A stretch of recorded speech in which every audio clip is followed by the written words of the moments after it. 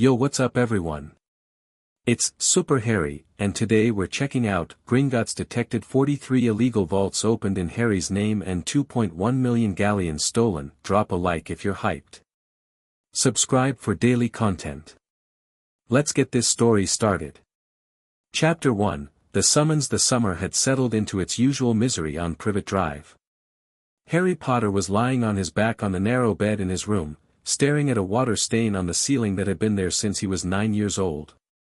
It looked like a rabbit, or maybe a badly drawn horse, and he had spent so many summers memorizing its outline that it felt like an old enemy. Outside, the neighborhood hummed with the comfortable sounds of people who had nothing to worry about: lawnmowers, a sprinkler somewhere down the street, a radio playing something cheerful through an open window. Vernon Dursley was washing his car in the driveway with the particular satisfaction of a man who believed that polishing a Ford saloon constituted a personality. Harry had been back from Hogwarts for 3 weeks. 3 weeks of silence, of replaying the Department of Mysteries in the back of his head whether he wanted to or not, of Sirius falling through that curtain over and over every time he closed his eyes. He'd gotten 2 letters from Ron, one from Hermione, and a brief, formal note from Dumbledore that said, essentially, stay put and stay quiet, wrapped in enough diplomatic language that it almost sounded kind. He hadn't written back to any of them. He wasn't sure what to say. Hedwig was out. She'd taken to leaving at dawn and coming back after dark, as if she'd correctly assessed the atmosphere at number 4 and wanted as little of it as possible. Harry didn't blame her. He pulled his arm over his eyes to block out the afternoon light pushing through the curtains and tried to think about nothing, which was something he was spectacularly bad at. He was so deep in the specific misery of trying not to think that he almost missed the sound. It wasn't a knock.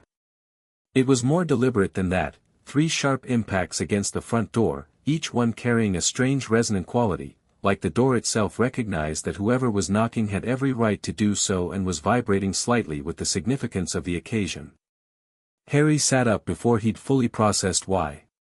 He heard Vernon's voice outside shift from its usual broad contentment to something confused and slightly defensive, the way it always did when the wizarding world showed up and reminded him that the clean edges of his muggle life had cracks in them. Then he heard a second voice. It was not a human voice. Not exactly. It was precise and clipped and carried a particular quality of disdain that suggested its owner had arrived somewhere significantly beneath their standards and was proceeding professionally anyway. Harry was off the bed and at the top of the stairs before he knew he'd moved. He looked down. Standing in the open doorway of number 4 Privet Drive, standing there as if the mere act of standing on that doorstep had temporarily elevated its importance in the universe, was a goblin. Not a Gringotts teller. Not one of the small, harried creatures who processed deposits and handed over small bags of coins with the air of people who had somewhere better to be. This goblin was wearing ceremonial armor. It was black with silver detailing, and it caught the afternoon sun in ways that made it look faintly threatening, and the goblin inside it was perhaps 4 feet tall and radiating an authority that made Vernon Dursley, who was standing in his own hallway in his car washing clothes with a chamois in one hand, look like a man who had wandered onto someone else's stage by accident. The goblin was holding a scroll. It was sealed with dark wax and stamped with the Gringotts crest, the dragon, rearing over the vaults. I am here, the goblin said, in a tone that suggested this fact should be immediately understood as significant, for Harry James Potter. Vernon turned. His face had gone through several colors and settled on a deep puce. Now see here, your input, the goblin said pleasantly, is not required. Harry came down the stairs. The goblin looked up at him with dark, sharp eyes that catalogued him quickly and completely, the way Ragnarok's kind always did, assessing, measuring, reaching conclusions. Whatever conclusion this goblin reached, something in his expression shifted very slightly. Not warmth. Something more like recognition. Harry James Potter, the goblin said. It wasn't a question.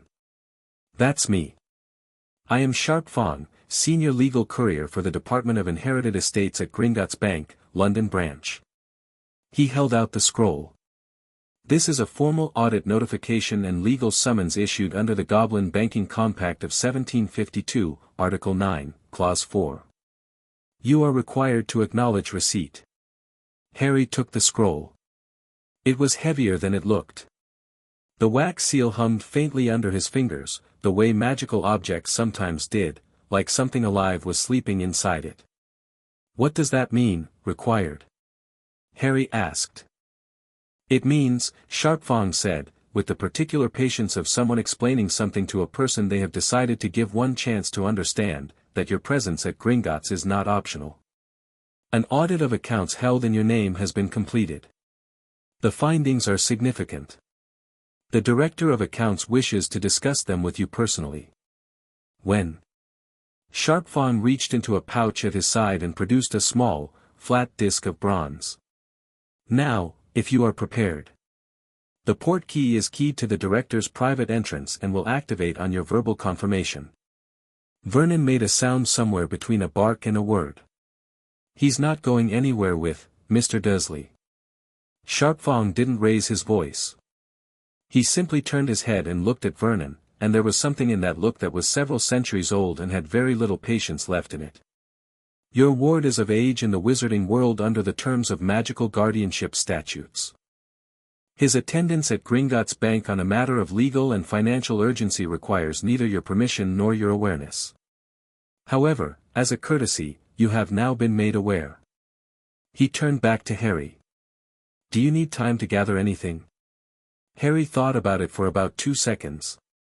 His wand was in his back pocket. He'd taken to carrying it everywhere since the Department of Mysteries, Dumbledore's instructions to lie low be damned. He was wearing decent enough clothes. There was nothing in this house he needed urgently. No, he said. I'm ready. He didn't look at Vernon when he said it. He broke the seal on the scroll, which let out a brief, low tone like a note struck on a very old bell, and the bronze disc in Sharpfang's hand glowed with a steady amber light. Place your hand on the port key, Sharpfang said. We go directly. Harry put his hand on the disc. The world jerked sideways. It wasn't like most port key travel, the usual hook behind the navel, spinning chaos of it. This was smoother, more purposeful, like being guided rather than yanked.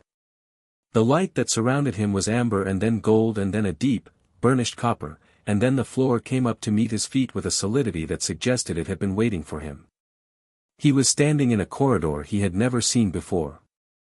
It was clearly inside Gringotts. The stone was the same pale marble threaded with gold-veined granite, the torches burned in the same ornate iron brackets, and the air had that particular quality of being deep underground, cool and very still, like the mountain itself was listening. But it was nothing like the grand public entrance hall with its bustling tellers and echoing vault.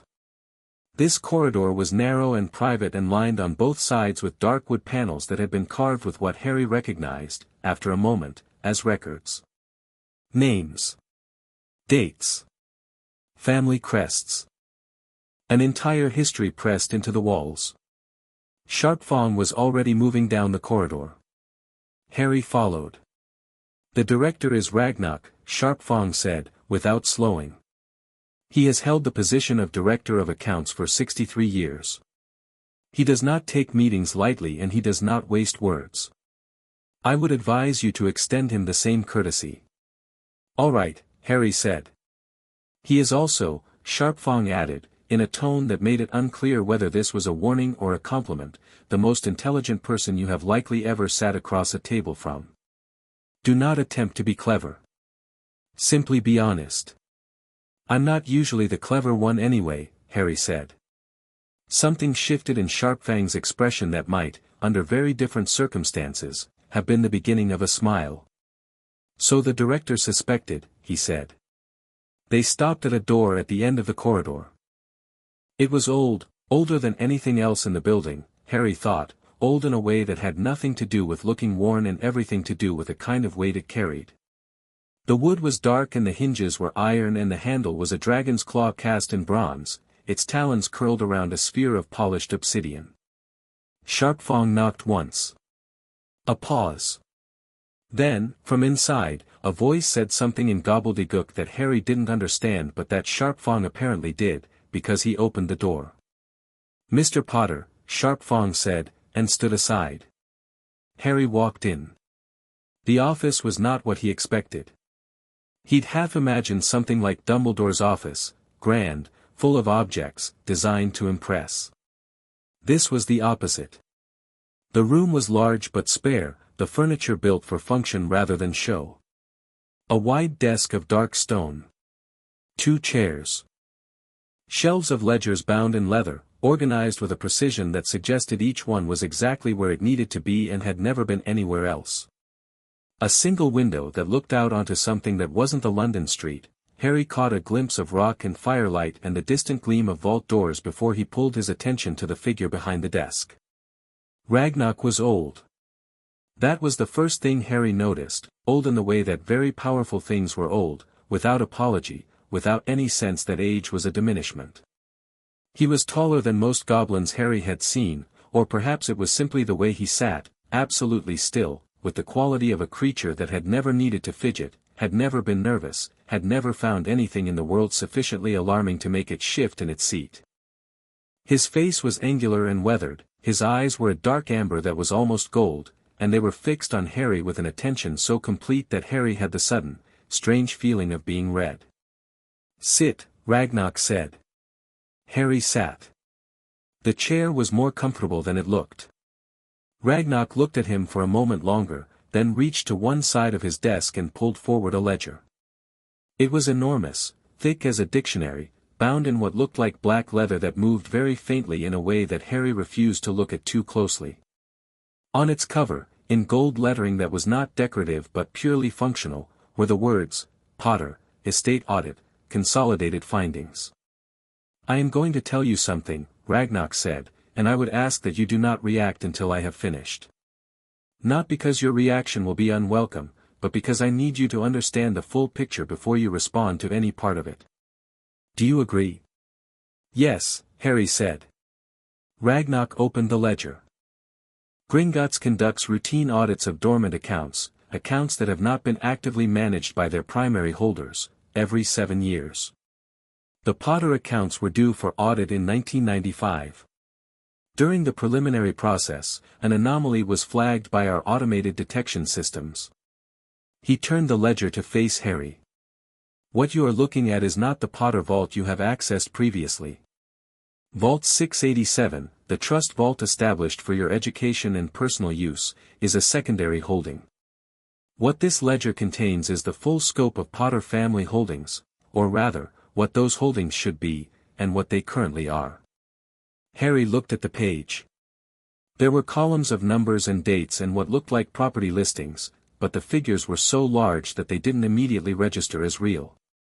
The Potter family, Ragnarok continued, maintained a primary estate vault, Vault 3, as well as 17 secondary investment accounts, for property holdings accounts, 2 political endowment accounts, and a sealed legacy vault that requires dual authorization to access.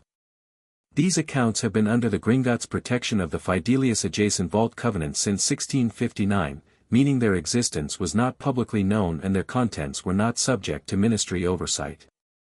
He paused, and turned another page. "When our audit began 7 months ago, we discovered that 43 additional vaults had been created and linked to the Potter estate without authorization. These vaults were created using a legal mechanism called a proxy extension, a legitimate tool, intended to allow estate managers to create temporary sub-vaults for specific, documented purposes, such as charitable disbursements or legal settlements." Ragnarok's voice did not change. "It requires the signature of the primary estate holder or their documented legal guardian. It also requires Gringotts authorization, which in each case was obtained using what our investigators have now confirmed were forged documentation packages." The room was very quiet. Harry kept his eyes on the ledger. He'd promised not to react until Ragnarok was finished. These 43 proxy vaults were used, over a period of 14 years, beginning in November of 1981, to siphon funds from the primary Potter estate. The methodology was sophisticated. Each proxy vault was created with a legitimate-seeming purpose: charitable trust, legal settlement, educational endowment, which provided documentation justification for the transfers. Individually, each transfer was small enough not to trigger standard anomaly alerts. Cumulatively, Ragnock turned the ledger back toward himself, turned 3 more pages, and turned it to face Harry again. His amber eyes were entirely steady. Cumulatively, the total transferred out of Potter family accounts through these unauthorized proxy vaults is 2,143,820 galleons, and 14 sickles. Harry stared at the number. He'd heard it in Sharpfang's preamble. Seeing it written down was different. It was precise, that was what hit him first. Not a round number. Not an estimate. 14 sickles. Someone had taken his family's money with enough care and enough time to account for 14 sickles. The theft, Ragnock said, began 8 days after your parents were killed. Harry looked up. Ragnock met his eyes without flinching. I am telling you this because I believe you should understand not only the what but the when. The first proxy vault was created on the 5th of November, 1981. Your parents died on the 31st of October. The documentation package used to create the first proxy vault cited your temporary guardian, Albus Percival Wulfric Brian Dumbledore, acting as your legal representative in the period before your placement with your Muggle relatives, as the authorizing party. The word Dumbledore landed in the room like a stone dropped into very still water. I'm not reacting, Harry said. His voice came out quieter than he intended, but steady. Ragnock looked at him for a moment. No, he said. You're not. Finish, Harry said. Please. Ragnock nodded, once. He turned several more pages. Of the 43 proxy vaults, 11 were created with Dumbledore's name as authorizing party. The remaining 32 were created using a different mechanism. They were authorized under what the documentation describes as the Wisengamot Estate Oversight Provision, a ministry legal tool that allows the ministry to manage the estates of minors whose magical guardians are deemed unable to fulfill their duties.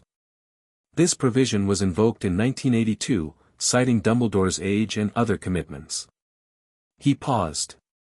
The ministry official whose signature appears on the Wisengamot authorization for all 32 of those vaults is Cornelius Fudge. Harry had known, intellectually, that the number of names was going to grow.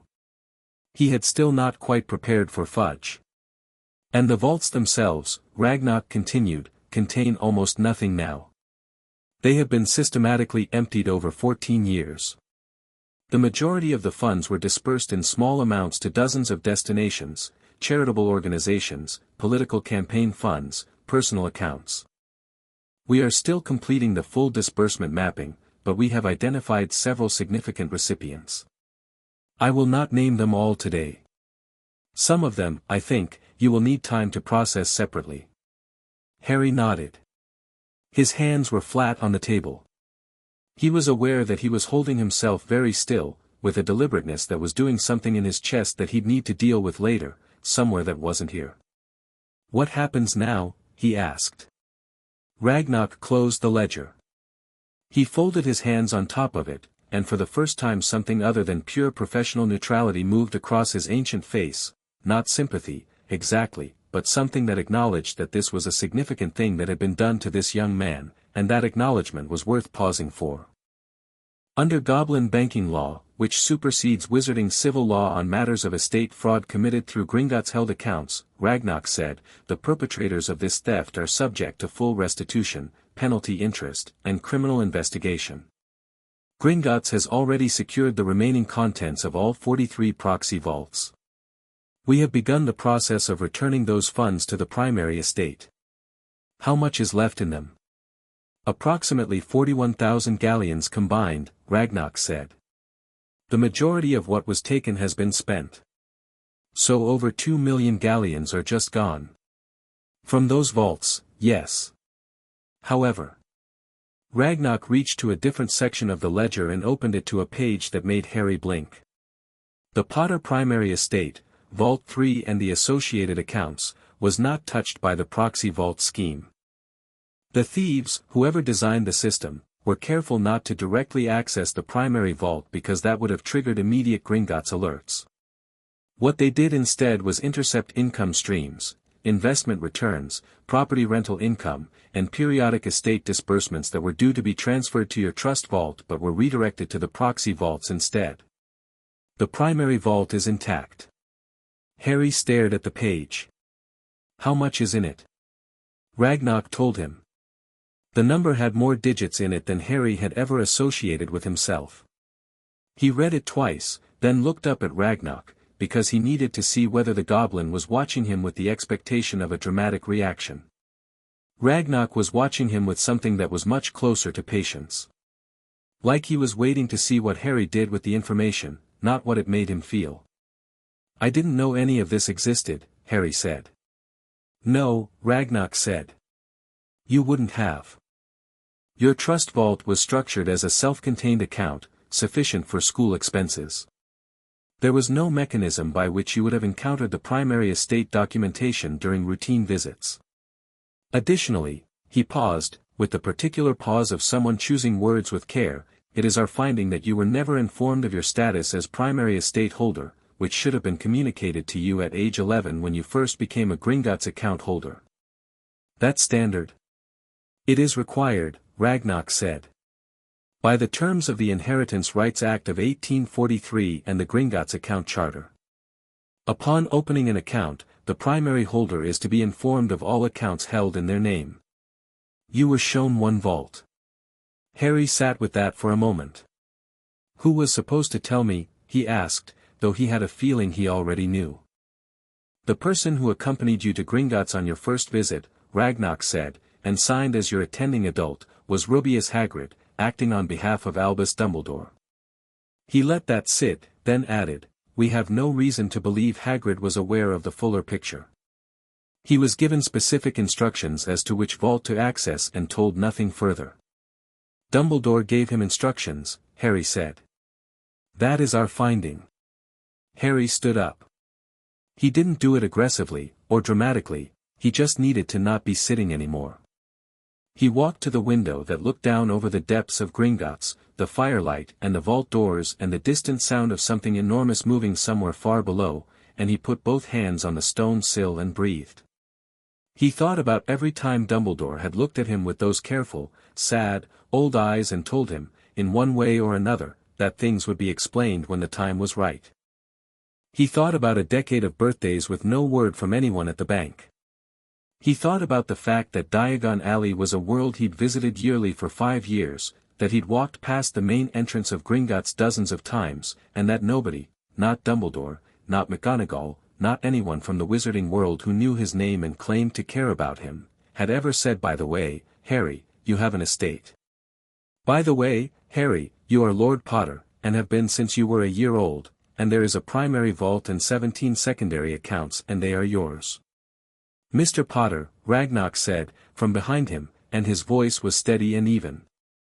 Not unkind. There is one more thing I need to tell you today. The rest can wait for subsequent meetings. Harry turned around. As of this morning, Ragnarok said, you have the option to formally claim your full inheritance. Your lordship. Your seat on the Wisingamat, which has been vacant since your father's death.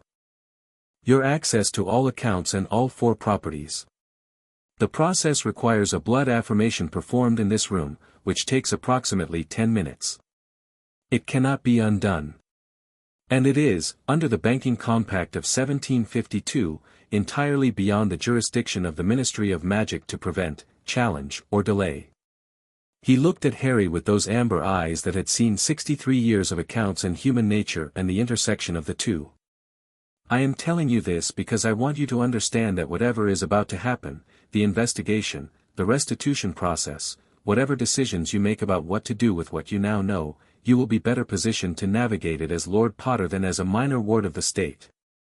Harry looked at him for a long moment. The blood affirmation, he said. What does it involve? A small cut. Your blood into the estate stone. The stone recognizes the Potter lineage and transfers the lordship designation from dormant to active. Your father's name is removed from the primary holder listing and yours replaces it. Ragnar paused. It is how it should have been done when you were 11. Show me, Harry said. Ragnar reached beneath the desk and brought out a small box of dark wood. He opened it. Inside, on a bed of deep blue cloth, was a piece of stone about the size of Harry's palm, pale grey, shot through with veins of deep red that pulsed with a very faint light, like something warm lived inside it. Beside it was a small, clean ritual blade, no longer than a finger, its edge enchanted to precise sharpness. Ragnar set the stone on the desk and looked at Harry. Harry sat back down, picked up the blade, and drew it across the pad of his thumb without hesitating. Blood welled up, dark and immediate. He pressed his thumb to the surface of the estate stone. The stone lit up. It was not a dramatic, theatrical light, it was quiet and certain, the red veins brightening from their faint pulse to a steady glow, spreading outward from Harry's thumbprint until the entire stone was illuminated. The warmth of it was startling, not heat, but something that felt like a very old recognition, like a door opening that had been locked for a very long time. The light held for perhaps 5 seconds, then faded back to its subtle, quiet pulse. But it continued to pulse. It hadn't done that before. It's done, Ragnar said. He pulled the ledger toward him and opened it to the front page. Harry watched as the name at the top of the primary holder listing, James Fleamont Potter, deceased, faded from the page with a quiet dignity, and new text wrote itself into the space below it. Harry James Potter, Lord Potter, primary estate holder, active. Ragnar looked up. And Harry Potter, who had grown up in a cupboard under the stairs with a name like a ghost and an identity like a borrowed coat, felt something settle in his chest that he didn't have a word for yet but recognized immediately as something that had always belonged there. Welcome to your estate, Lord Potter, Ragnar said. It was formal, as all things with Ragnar were formal. But it was also, in its way, absolutely genuine. Don't call me that, Harry said. Call me Harry. Ragnar's amber eyes held something that was finally, unmistakably, the beginning of respect. As you like, he said. They talked for another 2 hours. Ragnar walked him through the structure of the full estate with a methodical thoroughness that Harry found he was grateful for, because the numbers and names and dates kept pulling at the part of him that wanted to sit in the anger, and the work of actually understanding kept him present and focused. He learned that the Potter family vault had been established in the 12th century, that the family had been active participants in wizarding governance for 600 years, that his great-grandfather had been the Wisengamot representative who drafted the current version of the Magical Creatures' Rights Statute, and that his father had been, at the time of his death, one of the 10 wealthiest and most politically connected wizards in Britain. He never told me any of this, Harry said, at one point, and then caught himself. I mean, I never knew him. I just meant, I understand what you meant, Ragnar said simply. No one told you. The direct simplicity of it was worse, somehow, than if he'd been diplomatic about it. By the end of the meeting, Harry had a copy of the full audit report, a key to the primary vault, and a schedule for follow-up meetings. Ragnar had explained that the legal case against the perpetrators of the fraud would be conducted under Goblin law, which meant it did not require Harry's participation to proceed, but that if Harry wished to pursue concurrent action under Wizarding law, which would be slower and messier but would carry consequences in the political sphere that Goblin law couldn't reach, he would need representation. Gringotts can recommend legal counsel, Ragnar said. I have someone in mind, Harry said. I need to talk to some people first. Of course. Ragnar closed the ledger and stood. One more thing. He reached into a drawer and produced a small envelope, sealed with plain wax. This was left in a sealed message vault attached to the primary estate. It was flagged during the audit because the message vault was one of the items that should have been disclosed to you at age 11 and was not. It is addressed to you by your father. Harry took the envelope. His name was on it in handwriting he'd never seen before but recognized immediately, with a kind of bone-deep certainty, as belonging to someone closely related to him. He didn't open it. Not here. He put it in his pocket and felt its weight there, against his side. Thank you, he said. For doing the audit. For all of this. Gringotts has an obligation to the accuracy of its accounts, Ragnar said. It is not a favor. He paused. But you are welcome. Sharpfang appeared at the door. Harry hadn't heard him knock, and produced the bronze portkey disc. Whenever you are ready, Mr. Potter. Harry stood, shook Ragnar's hand. The grip was strong and dry and brief, like a contract sealed, and followed Sharpfang back down the private corridor with its walls of carved names and dates, all the way back to the traveling disc. He had one more look at the corridor as they went, at the names pressed into the dark wood panels, the history of families and accounts and centuries of dealings between goblins and wizards, and for the first time he saw, carved near the entrance end of the left panel, among a cluster of old family crests, the Potter crest, a stag rampant over a field of stars, with a motto in Latin beneath it that he didn't read until Sharpfang activated the portkey. He had just enough time to translate it before the copper-gold light took him. We stand in the open. We do not hide. He landed back on the pavement outside number 4 Privet Drive. The lawnmower down the street was still going. The sprinkler was still arcing its patient parabola over some patch of grass. A car drove past, its radio murmuring, and the whole street sat there in its comfortable summer afternoon exactly as it had been 2 hours ago, indifferent to the fact that Harry had gone somewhere and come back fundamentally altered.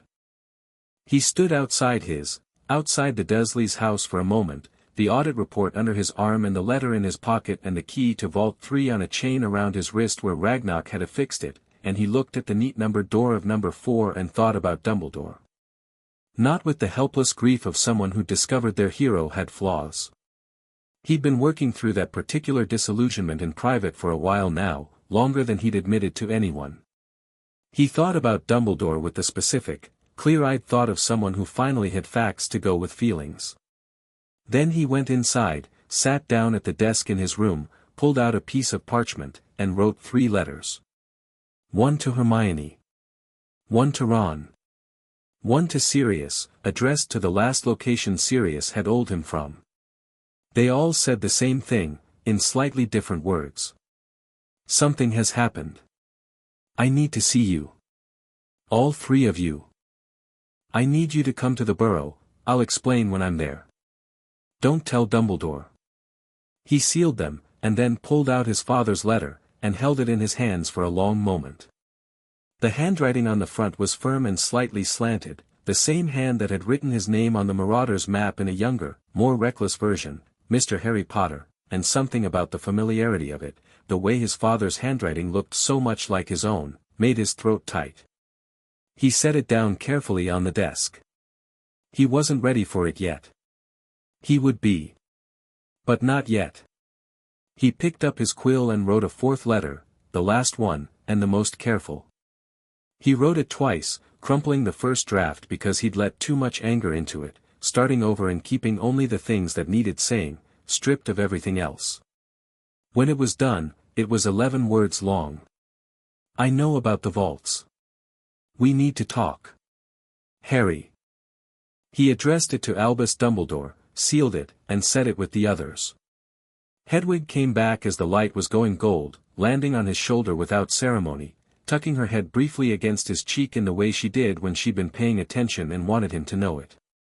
He stroked her feathers and looked out the window at the street that had been his prison for 15 years, and thought about the Potter crest on the wall of that corridor. We stand in the open. We do not hide. All right, he said quietly. To himself, or to Hedwig, or to some earlier version of himself that had spent a lot of time waiting for permission. All right. He picked up all 4 letters and held them out. Hedwig looked at the stack, then at him, then back at the stack, with an expression that managed to convey both really and obviously in the same blink. I know it's a lot, he said. You can take breaks.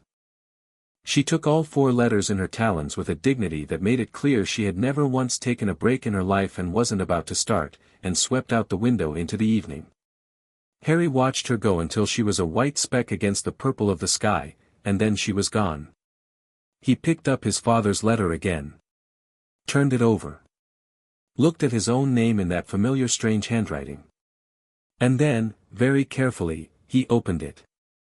Chapter 2, The Architecture of Theft. The letter was not long. Harry had half expected something formal, a will, a legal document, the kind of careful measured language that people used when they were writing things meant to survive them. It wasn't that. It was 2 pages, written in the same slightly slanted hand as the envelope, and it read like his father had sat down quickly, with urgency, writing in the way people wrote when they had too much to say and not enough certainty about how much time they had to say it. Harry, if you're reading this, then I'm dead and you're old enough that Gringotts has finally decided to give you access to what's yours. I hope it's been a good life. I hope you have people around you. I hope you look more like your mother than me, though knowing my genes, I doubt it. There are things I need you to know about the family you come from. Not because the money matters, it doesn't, not more than you, not more than the people you love, but because someone is going to try to use your not knowing against you someday, and I'd rather you hear it from me. The Potters have been in Wizarding Britain since before the Ministry existed. We've survived by being useful and by being honest, which is a rare combination and sometimes a dangerous one. Your grandfather Fleamont built the main estate from a potions patent, Sleekeasy's hair potion, if you can believe it. Your grandmother Euphemia turned it into something political. By the time I inherited it, being a Potter meant something in the Wisengamot, in the courts, in places where decisions get made. I want you to understand that isn't arrogance. It's just true. The reason I'm writing this letter and putting it in the message vault rather than leaving it with a solicitor is that I don't know, right now, who to trust. We're at war. People are dying. Lily and I have made enemies, not just Voldemort, but people inside our own world who don't like what we know, or who we are, or what we've refused to do. I don't trust the Ministry. I'm not certain I trust everyone in the Order. I do trust Albus, but Albus is not infallible, and he makes decisions about other people's lives with a confidence that sometimes frightens me. I've left everything documented in the estate records. If something has gone wrong, if you're reading this and the numbers don't add up, follow the documentation. Gringotts doesn't lie. People lie. Stone and gold don't. There's a room at Potter Manor, the study on the 2nd floor, East Wing, behind the bookcase with the green spines. The password is your grandmother's name, Euphemia. What's in there is what Lily and I were working on before everything ended. I think it matters. I think it might matter a great deal, depending on what the world looks like when you find it. I'm sorry I'm not there. I would have given anything to be there. Your father, James P.S., the Marauder's map was mine originally. I know you have it. Use it well. And for God's sake, don't lend it to Sirius unsupervised. Harry read it 3 times. The last line made something crack open in his chest in a way that the rest of the letter, for all its weight, hadn't quite managed. Because it was so completely, unmistakably alive, the postscript of a man who'd had a sense of humor about his best friend even in the middle of writing his son a letter from beyond the death he apparently knew was coming. Harry sat with the 2 pages in his hands for a long time, in the last of the evening light, while the house settled around him with its usual sounds, Vernon's television downstairs, Petunia's movements in the kitchen, the distant noise of the neighborhood going about its business. He folded the letter back into the envelope and put it in the inner pocket of his jacket, flat against his chest. Then he pulled the audit report toward him and started reading. He was still reading at 2 in the morning when Hedwig returned, dropping a response from Ron, "Bloody hell mate, of course, we'll be here, Mum's going to ask questions but I'll sort it," and one from Hermione, "Harry, I need you to tell me everything as soon as you arrive. I've already started researching proxy extensions just in case. Are you alright?" And he smiled at both of them with a worn, genuine warmth. Nothing yet from Sirius. Nothing from Dumbledore. He turned back to the audit report. The reports from Gringotts were nothing like Ministry documentation, which was written in the particular style of people who wanted to be able to say they'd explained something without actually communicating it. Goblin records were merciless. Every transfer listed, the date, the amount, the receiving account or entity, the name attached to the authorization. No euphemisms. No passive voice. No disbursements were made or allocations were processed. Just, the following amount was taken from the following account and sent to the following destination, authorized by the following name. Reading it was like watching a building get demolished brick by brick, except the building was the idea that the people who were supposed to be protecting him had simply been protecting him. Vault 1, created November 5, 1981, authorization, Albus Dumbledore. Purpose listed, miners' welfare and living expenses, transition period. Total transferred through it over 18 months, 42,000 galleons. Disbursed to, an account registered to a Mundungus Fletcher, an account registered to a property in Spinner's End that Harry noted without immediate context, and a legal fund associated with something called the Order of the Phoenix Reconstitution Committee, which had apparently needed quite a lot of reconstituting. He turned pages.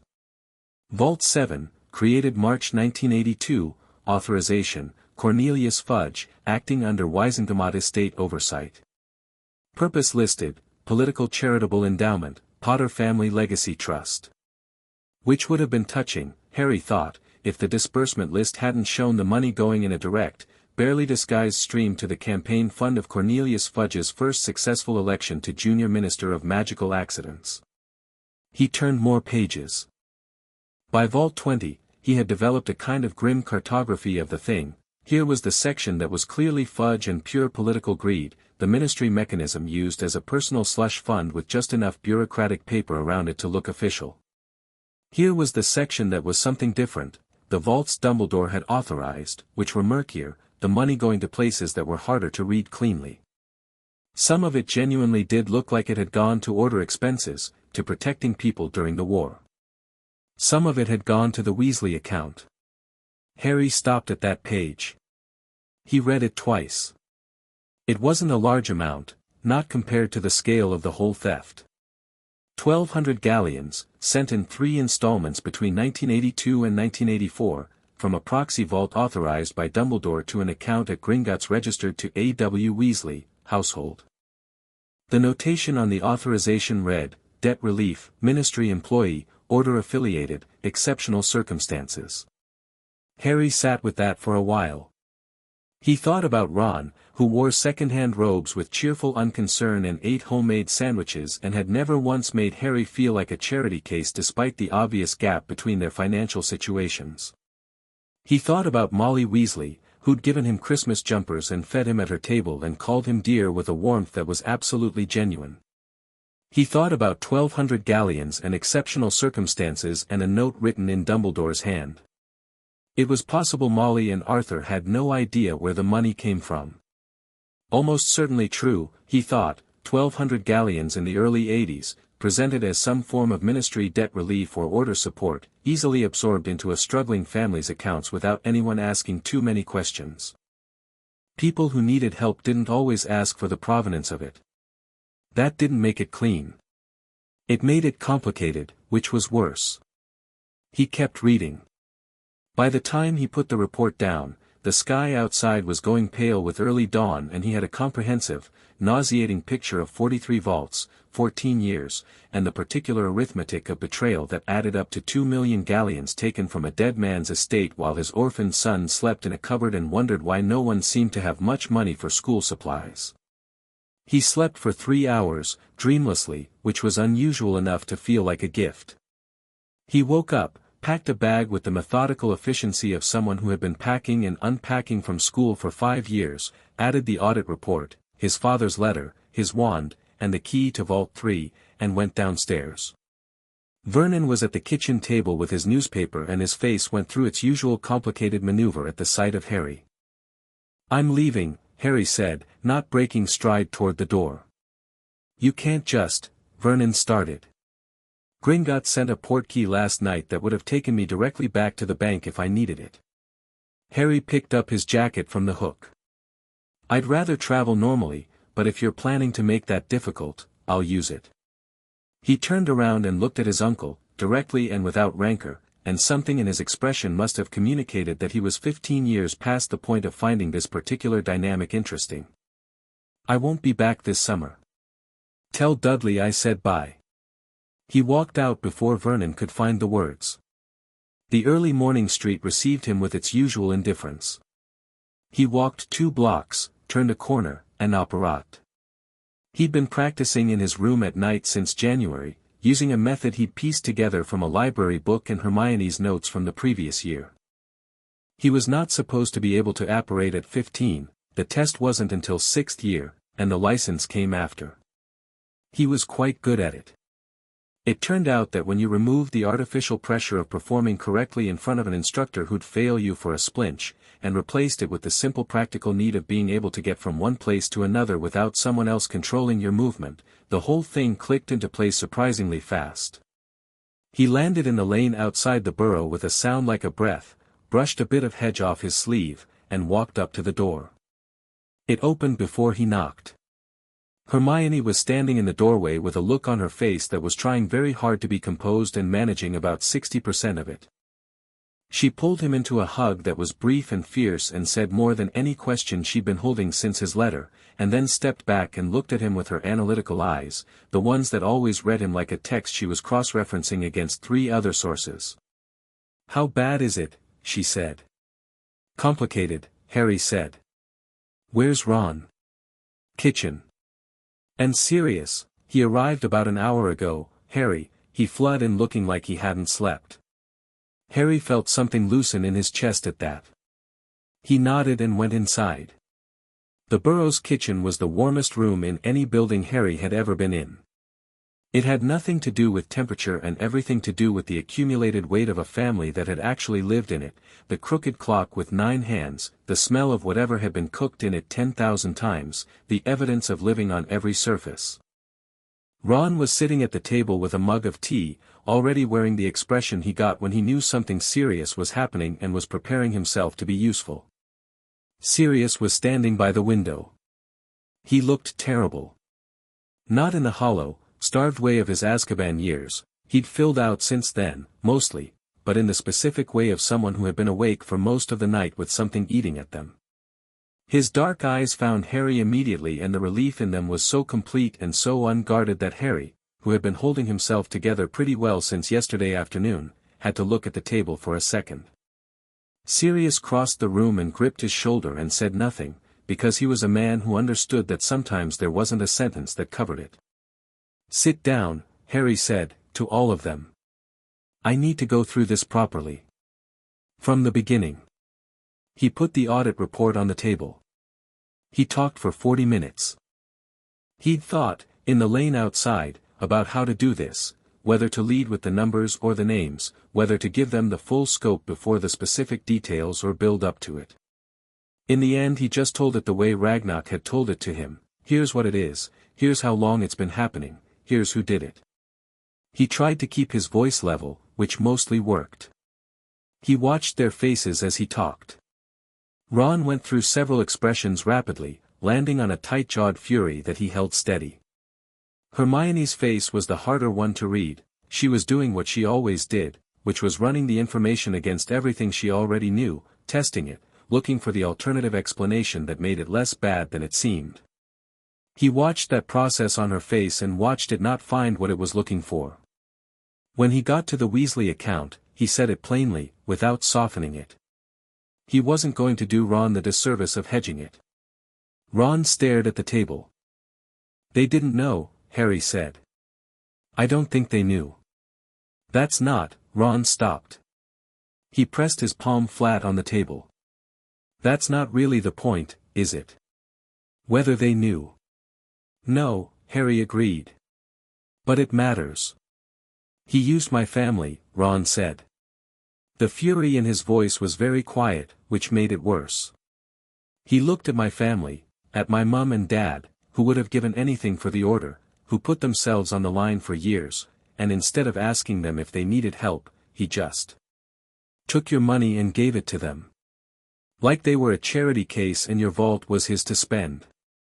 He looked up. "Has he got any idea what my mum would say if she knew where that money came from?" "Ron," Hermione started. "No, Hermione, I know what you're going to say. I know. But just, let me be angry for a minute. Can I be angry for a minute? Yes, Harry said. Ron was angry for a minute. It was the kind of anger that didn't shout or break things but sat very still and burned. Then he picked up his tea and drank some and put the mug down and said, in a much more controlled voice, "What do we do?" It was Sirius who answered, and his voice had a texture to it that Harry had never heard from him before, something old and corroded, like metal that had been underwater for a long time. "I knew," Sirius said. Everyone looked at him. He was still standing by the window. He hadn't moved during Harry's entire account. Now he turned around, and the thing on his face was not the guilt of someone who had done something wrong but the worst thing, the guilt of someone who'd known something was wrong and had been unable to stop it. "Not the details," he said. "Not the numbers. But I knew something was wrong with the Potter accounts. I was James's, I was supposed to be your godfather." He looked at Harry. "I had legal standing, before I was arrested. The night everything happened, I went to Gringotts.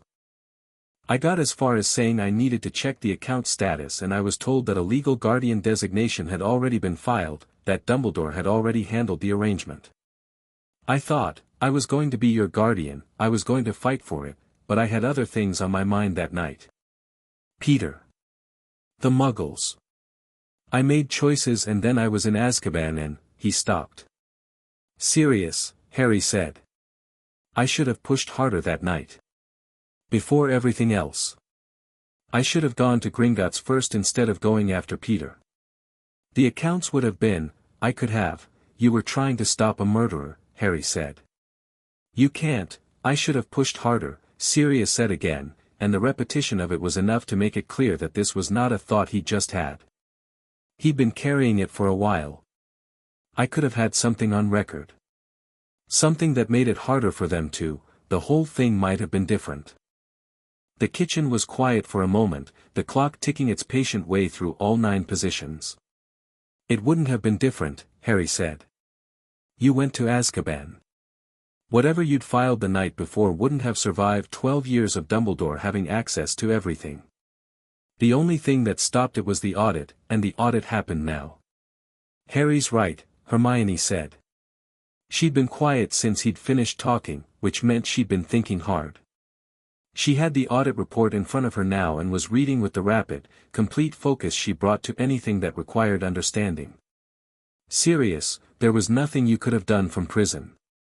"But," she looked up. "Harry. Can I ask you something difficult?" "Yes."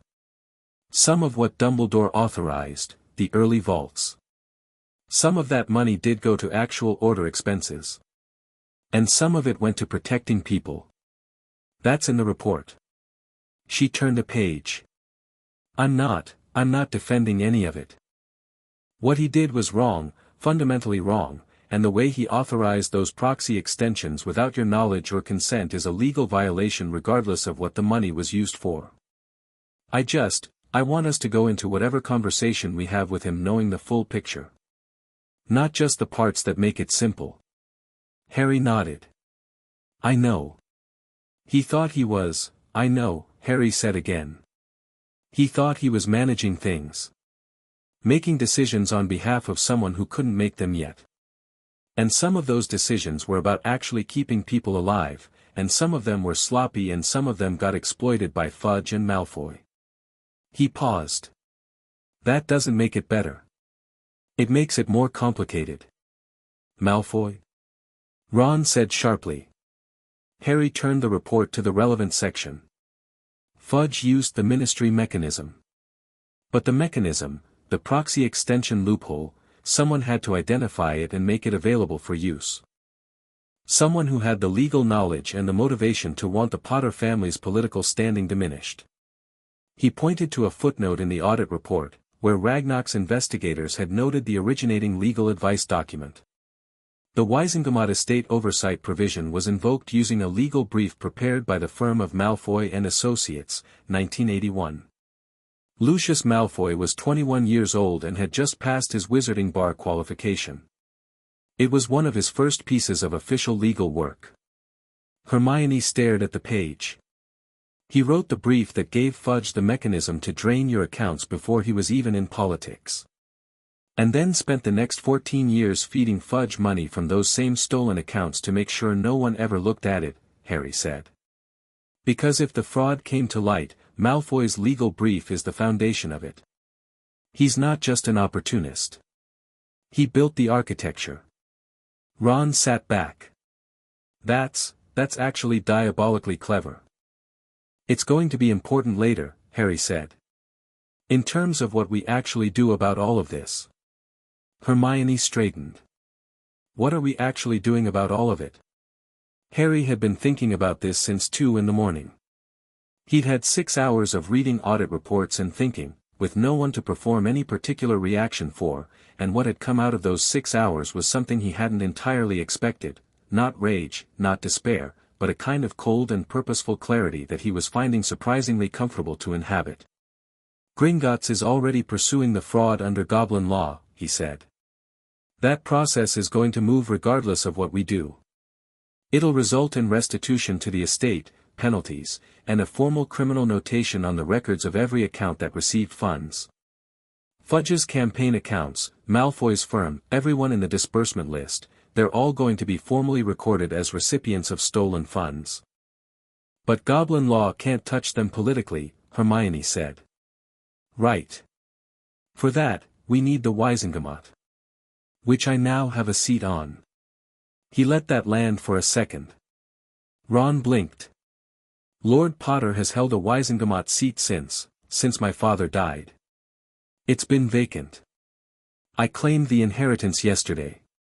The seat comes with it. Harry, Hermione said slowly, do you understand what that means politically? You'd have voting rights, legal standing in any Wizengamot proceeding, the ability to bring formal charges through the Noble House framework rather than through the Ministry, which means Fudge can't bury it in a committee. He looked at her. Yeah. I did the reading. She looked at him for a moment with an expression he couldn't quite categorize. Then, when did you get so? It's been a weird 24 hours, he said. What about Dumbledore? Sirius said. The question sat at the table with them for a moment. I wrote him, Harry said. He knows I know. Whatever he says to me, I need to hear it in person. I'm not going to make decisions about Dumbledore until I've looked at him and let him explain. He paused. But his explanation is going to have to cover a lot of ground. And I'm not going to pretend, after he's explained it, that it changes what was done. Sirius nodded slowly. The anger in his face had gone somewhere quieter, somewhere older. He's going to say he was protecting you. Probably. He might even believe it. Almost certainly, Harry said. That's not the same as it being true. In the afternoon, they went to Gringotts. Harry had old Ragnarok that morning to ask for a meeting with 2 people he trusted, and Ragnarok had responded with characteristic efficiency, 3 o'clock, private corridor entrance, the port key will be reactivated for you, and that was the entire letter. They arrived at Gringotts at 3 in the afternoon and were taken down the private corridor by Sharp Fong, who gave Hermione and Ron the same brief, assessing look he'd given Harry the previous day and apparently found them acceptable. Ragnarok's office received them with its same spare authority. Ragnarok looked at Hermione and Ron with the amber eyes that missed nothing, registered Hermione's immediate cataloging of the office and Ron's careful stillness, and apparently decided that Harry had chosen reasonably. Miss Granger, he said. Mr. Weasley. Thank you for being prompt. Thank you for seeing us, Hermione said, with genuine respect in her voice that clearly landed well with Ragnarok. Ron said nothing but held Ragnarok's gaze without flinching, which Harry suspected also registered positively. Ragnarok walked them through the full structural breakdown of the fraud.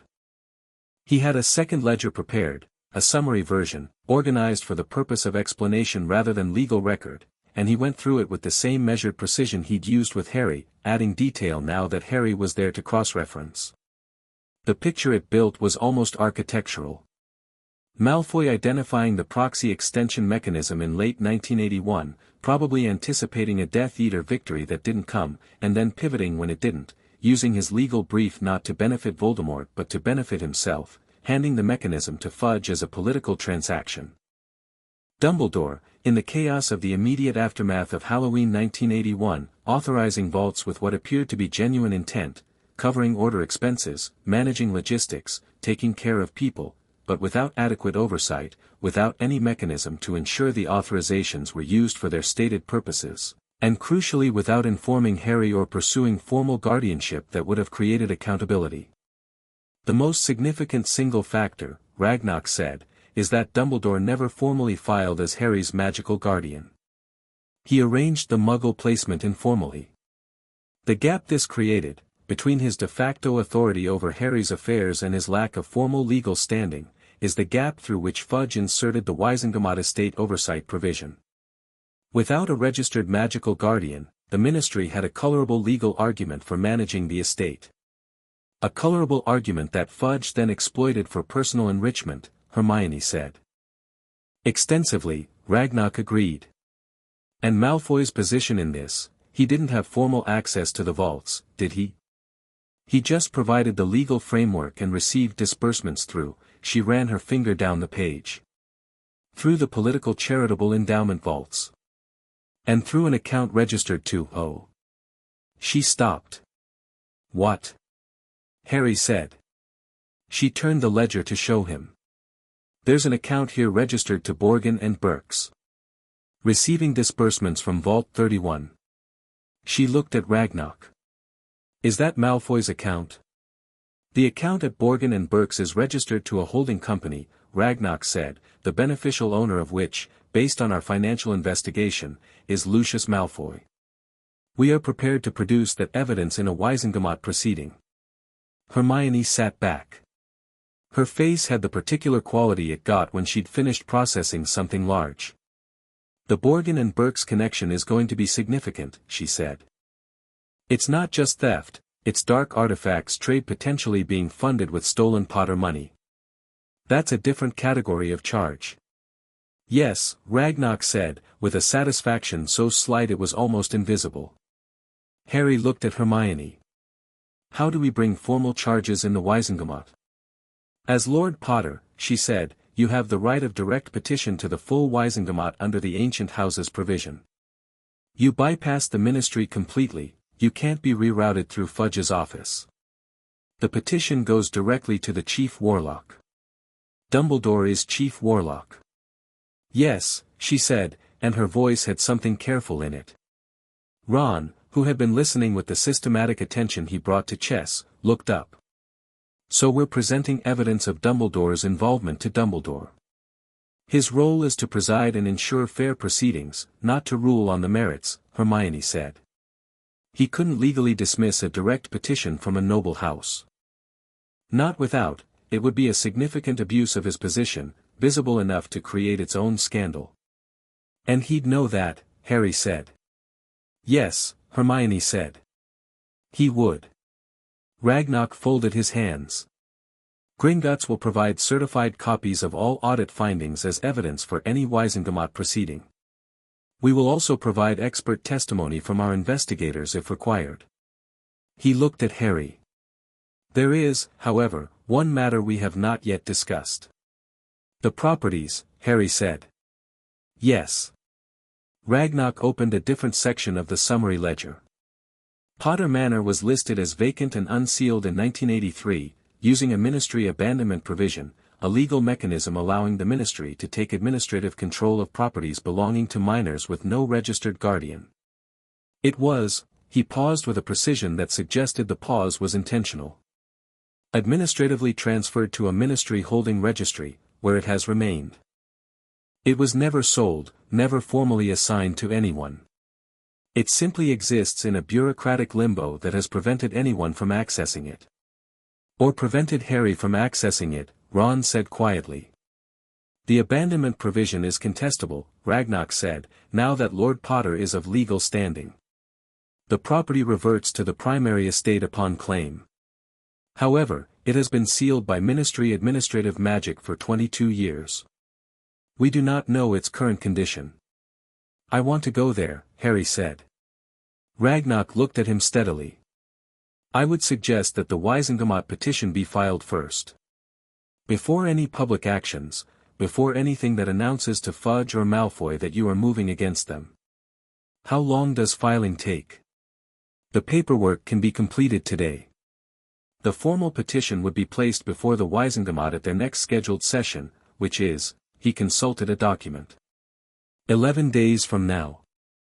Then we file today, Harry said. And in 11 days, we walk into the Wiesengemot. Ragnarok looked at him for a moment that felt slightly longer than most moments. Then he reached into a drawer and produced a petition form, lengthy, dense with goblin script, but with spaces clearly designated for the petitioner's information. He placed it in front of Harry. I would also suggest, Ragnarok said, obtaining legal counsel before the hearing. Not because the case is weak, it is, in fact, extremely strong, but because experienced Wiesengemot advocates will attempt procedural challenges, and you will want someone who can counter them fluently. Hermione was already writing something in her notebook. I know who to contact, she said. Madame Bones of the DMLE has been looking for a case to take against Fudge's office for 2 years. She won't prosecute it herself because of her ministry position, but she'll point us to the right person. Amelia Bones, Harry said. She's the head of magical law enforcement.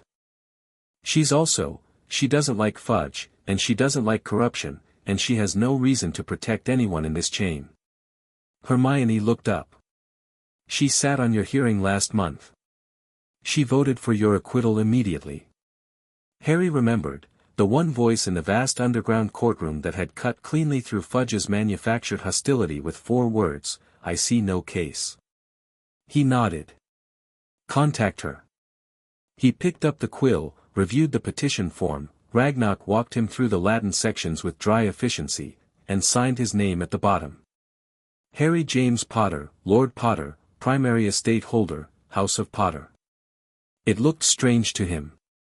It also looked, undeniably, like something. Filed, Ragnarok said, and took the form, and sealed it with the Gringotts crest, and placed it in a wooden tube with the address of the Wiesengemot clerk's office pressed into the wax. A junior goblin materialized at the door, received the tube, and was gone. Now, Ragnarok said, there is the matter of the remaining funds. Harry looked up. The primary vault is intact, Ragnarok said. The restitution from the closed proxy vaults, approximately 41,000 galleons, has been transferred back to the estate. The investment accounts and property income streams are now properly routed. He paused. You have access to all of it, effective yesterday. I don't need, Harry started. What you need, Ragnarok said, with a firmness that was not unkind, is less relevant to this discussion than what you have. You have an estate. An estate requires management. It also, in its current circumstances, requires a certain level of active use, visible, documented use, to support the legal case that it has been improperly managed in your absence. Ron, who had been quiet for a while, leaned forward. He means you should use it. Be seen using it. So it's obvious to everyone that the estate was being kept from you. Correct, Ragnarok said, looking at Ron with something that was definitely appreciation. Mr. Weasley understands. Ron looked slightly dazed at being complimented by a Gringotts director, but recovered admirably. Is there anything stopping me from taking possession of Potter Manor? Harry asked. Even with the Ministry administrative hold on it. The administrative hold was applied under the abandonment provision, which requires the property to have been genuinely abandoned, meaning no heir actively seeking access. Now that an active claim has been filed, the hold is legally questionable. Ragnarok considered. It would not be advisable to attempt to break the ministry seals by force. I wasn't going to use force, Harry said. I was going to use the estate stone. Ragnarok stopped. He looked at Harry for a full 3 seconds, which was, Harry was already learning, a significant length of time for Ragnarok. The estate stone, he said slowly, does carry the lineage authority of the primary holder. In theory, it supersedes any subsequent administrative seal applied without the primary holder's consent. Another pause. In practice, it has never been tested against a ministry abandonment seal. Would it work? Hermione asked. I believe so, Ragnarok said. He sounded, for the first time, as though he was doing something he genuinely hadn't expected to do in this meeting, being surprised. The estate stone's authority predates the ministry's abandonment statutes by several hundred years. Harry looked at the stone on the chain at his wrist. It pulsed its quiet, warm, steady pulse. After the Wisingamot petition is formally received, Ragnarok said, and before the hearing, yes. I believe you could access the property. Good, Harry said. He looked at Hermione and Ron. Hermione had the expression she got when she was reconfiguring her understanding of a situation rapidly. Ron was grinning for the first time since this morning, the grin that meant he'd seen the board clearly and liked how the pieces sat. Right, Ron said. So what's the order of operations? Dumbledore first, Harry said.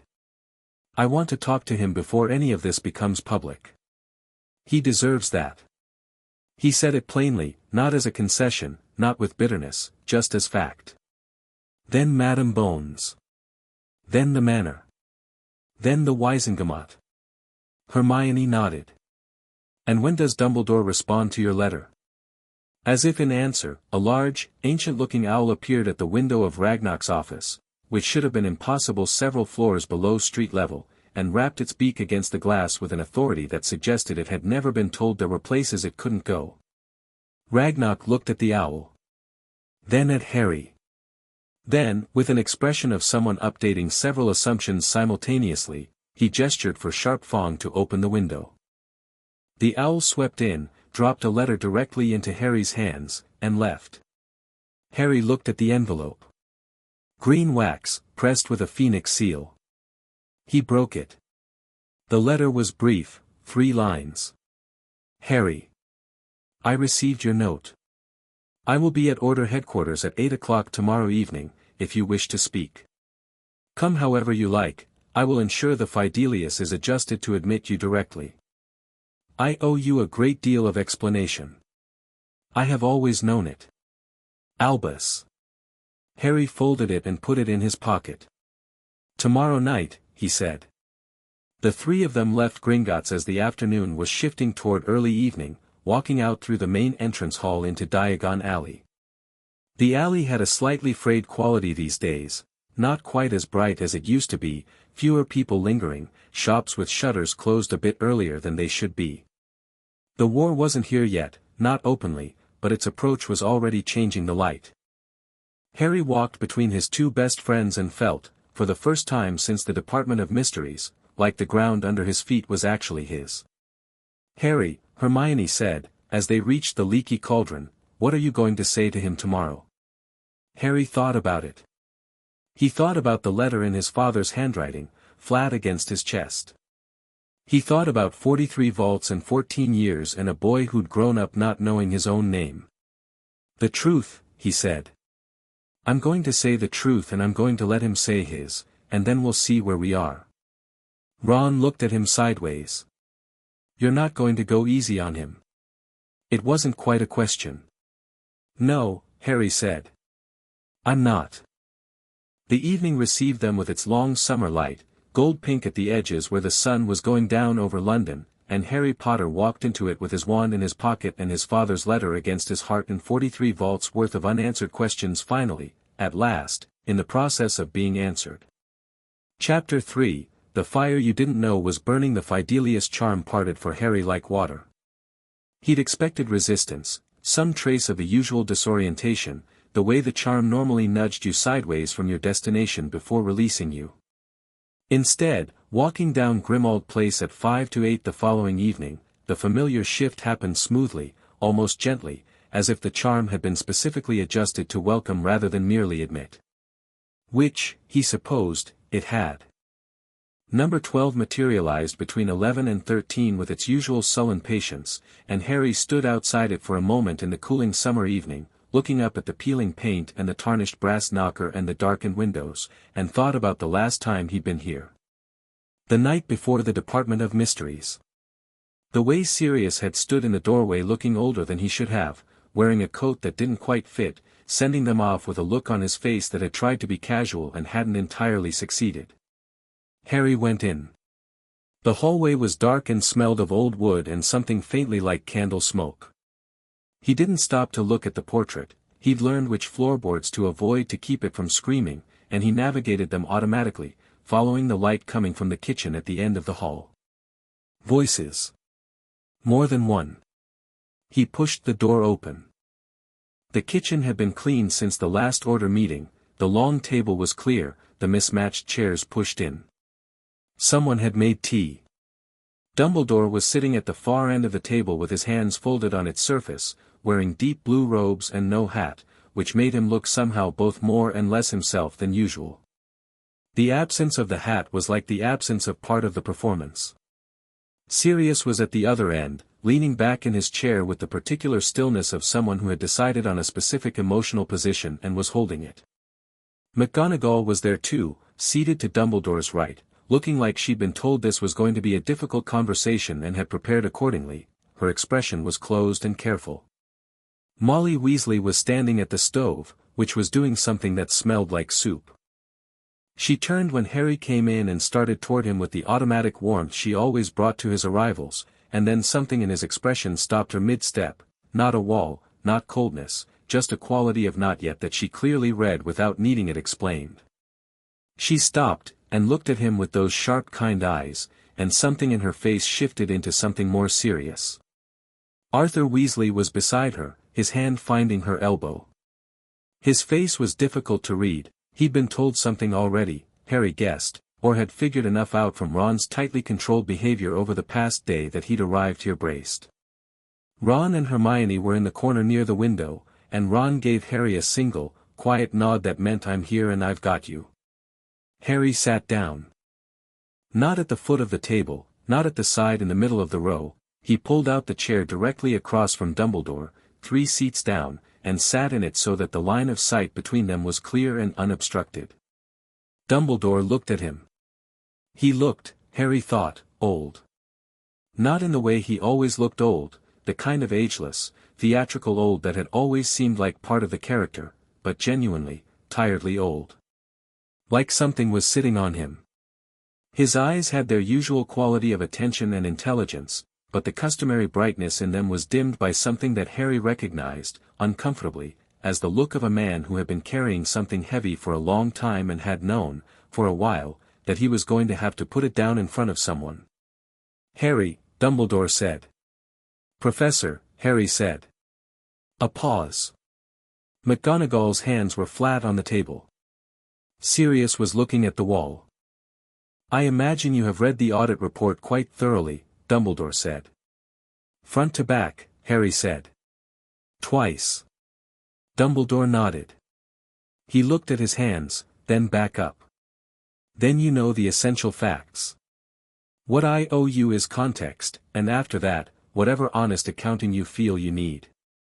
He paused. I will tell you everything. I will not insult you by choosing what to include. Harry settled back in his chair. Go on then. Dumbledore was quiet for a moment, not stalling, Harry thought, but ordering things. Then he began, and his voice had none of its usual professorial cadence, none of the slight elevation that distinguished lecture from conversation. He spoke plainly, in the slightly compressed way of someone getting to the truth of something as directly as they could manage. The night of the 1st of November, 1981, he had been the person to find Harry at Godric's Hollow. Not Hagrid. Hagrid had arrived shortly after. Dumbledore had gotten there first, in the small hours, following a magical disturbance that no one else in the Order had been positioned to detect. He had found the house. He had found Lily and James. He had found Harry. I made decisions in that house, Dumbledore said, in the space of perhaps an hour, that I have spent the subsequent 14 years examining. Some of them were right. Some of them were wrong in ways I understood at the time and chose to overlook. And some of them were wrong in ways I genuinely did not see until your letter arrived. He had authorized the first proxy extension vault with the genuine intention of covering the costs that Hagrid, acting as Harry's transport and temporary custodian, would incur. He had authorized a second for order reconstitution expenses, because the order was shattered and people needed coordination money and his own personal accounts were under monitoring by ministry investigators in the immediate chaos after Voldemort's fall. He'd thought of the Potter estate as something to be managed, protected, held in trust, and he had not, he said, with the specific care of a man describing his own failure accurately, considered inadequate depth that managed, protected, held in trust were not his to decide. I told myself, Dumbledore said, that you would inherit everything when you came of age. That nothing had been permanently harmed. That the expenses drawn from the estate were legitimate necessities. And for the first 2 vaults, I still believe that accounting, though I was wrong not to document it properly and inform Gringotts of my status. And the Weasley disbursement, Harry said. Not aggressively. Just, clearly. Molly made a sound from the stove. It was brief and involuntary, the sound of someone hearing something they'd been afraid to hear confirmed. Dumbledore looked at her before he answered Harry. Molly. Arthur. 1,200 galleons, transferred from a Potter proxy vault to your household account, in 3 installments between 1982 and 1984. He looked at them steadily. I want you to hear this clearly, you did nothing wrong. The transfer was listed in your accounts as ministry debt relief for order-affiliated families. You had no reason to question it. The wrong was mine. Arthur Weasley's face had gone very pale. Molly had turned away from the stove completely, the soup forgotten, and she was looking at Dumbledore with an expression that Harry had never seen on her before, a mixture of injury and a particular kind of furious dignity that reminded him, sharply, of a face he saw in the mirror. That was not yours to give, she said. Her voice was very quiet, which was unusual for Molly Weasley. That was Harry's. Yes, Dumbledore said. Simply. It was. We would never, she stopped. Her hand was over her mouth for a second. If you had asked us, I know, Dumbledore said. You would have refused. And perhaps that is part of why I did not ask. He held her gaze. I am sorry, Molly. Truly. The kitchen was very still for a moment. Ron was looking at the table, jaw tight. Hermione's hand had found his arm. Then Arthur Weasley spoke, and his voice was the controlled, careful voice he used when something was genuinely serious. Albus, he said. That money will be returned. Every canute of it. You're not obligated, we are absolutely obligated, Arthur said, with a quiet certainty that ended the discussion. He looked at Harry. Harry. I'm sorry. What was done to you, regardless of anyone's intentions, was wrong. And whatever part our family inadvertently played in it, that will be made right. Harry looked at him. Mr. Weasley, that's not why I told you. I'm not asking you for anything. I know you're not, Arthur said. We're offering. Harry nodded. He didn't argue further, because Arthur Weasley had the particular expression of a man who had made a decision in the place where his dignity lived, and nothing was going to shift it. He turned back to Dumbledore. The vaults you authorized, Harry said. 11 of them. You said those first 2 had legitimate purposes. What about the other 9? Dumbledore's expression tightened slightly. By the time I authorized the 3rd vault, I had lost close sight of the process. The authorization mechanism had become routine. I signed documents presented to me by the account management firm that was ostensibly handling the estate, and I did not verify those documents with adequate care. That is not an excuse. It is a confession of negligence. What account management firm? Hermione asked, and Harry noticed Dumbledore show the faintest register of surprise, not because the question was asked, but because it came from Hermione with the particular tone of someone who already knew the answer and was confirming it. A firm called Ethereal Trusts, Dumbledore said. Which I subsequently learned, approximately 3 years ago, was a shell company. Registered to a holding company called Silver Associates, Hermione said. Dumbledore looked at her. Yes. Beneficial owner, Lucius Malfoy, she said. A pause. McGonagall made a sound that was somewhere between a sharp exhale and a word. She'd clearly not known that specific detail. When did you find out? Harry said. 3 years ago, Dumbledore said. When a junior investigator at Gringotts flagged an anomaly in the proxy vault structure and sent a preliminary query. I received a copy of the query as the listed authorizing party. He paused. I began an investigation of my own. Privately. Harry felt the temperature of the room change. Privately, he said. Yes. You knew, 3 years ago, that Malfoy had been running a financial fraud through authorization documents that bore your signature. And you investigated it privately. Harry kept his voice level. Without telling me. Dumbledore met his eyes. You were 12 years old. I was 15 when the full audit happened. That's still privately. I know. Why? Harry asked. Not angrily. He genuinely wanted to understand the internal logic. Dumbledore was quiet for a moment.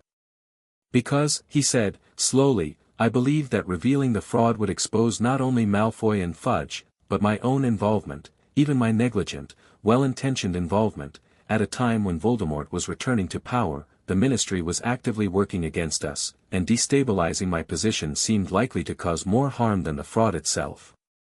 He looked at Harry steadily. I made a calculation. I chose stability over your right to know what was yours. You chose your position, Harry said, over my right to know what was mine. The distinction was gentle and it landed like a scalpel. Dumbledore received it without deflecting. Yes, he said. When I put it as plainly as you have just put it, yes. That is what I chose. The kitchen was very quiet. The soup had stopped making noise. Somewhere above them, the house settled with an old wooden sound.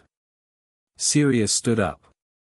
He didn't do it violently or dramatically, he just unfolded himself from his chair and stood, and the way he looked at Dumbledore had something in it that was too old and too specific to be called anger.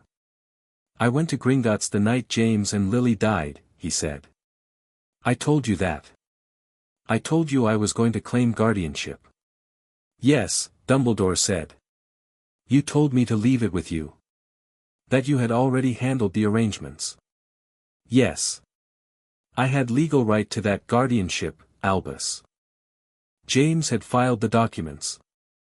I was his choice. Sirius's voice was steady, but the steadiness was effortful in a way Harry could see clearly.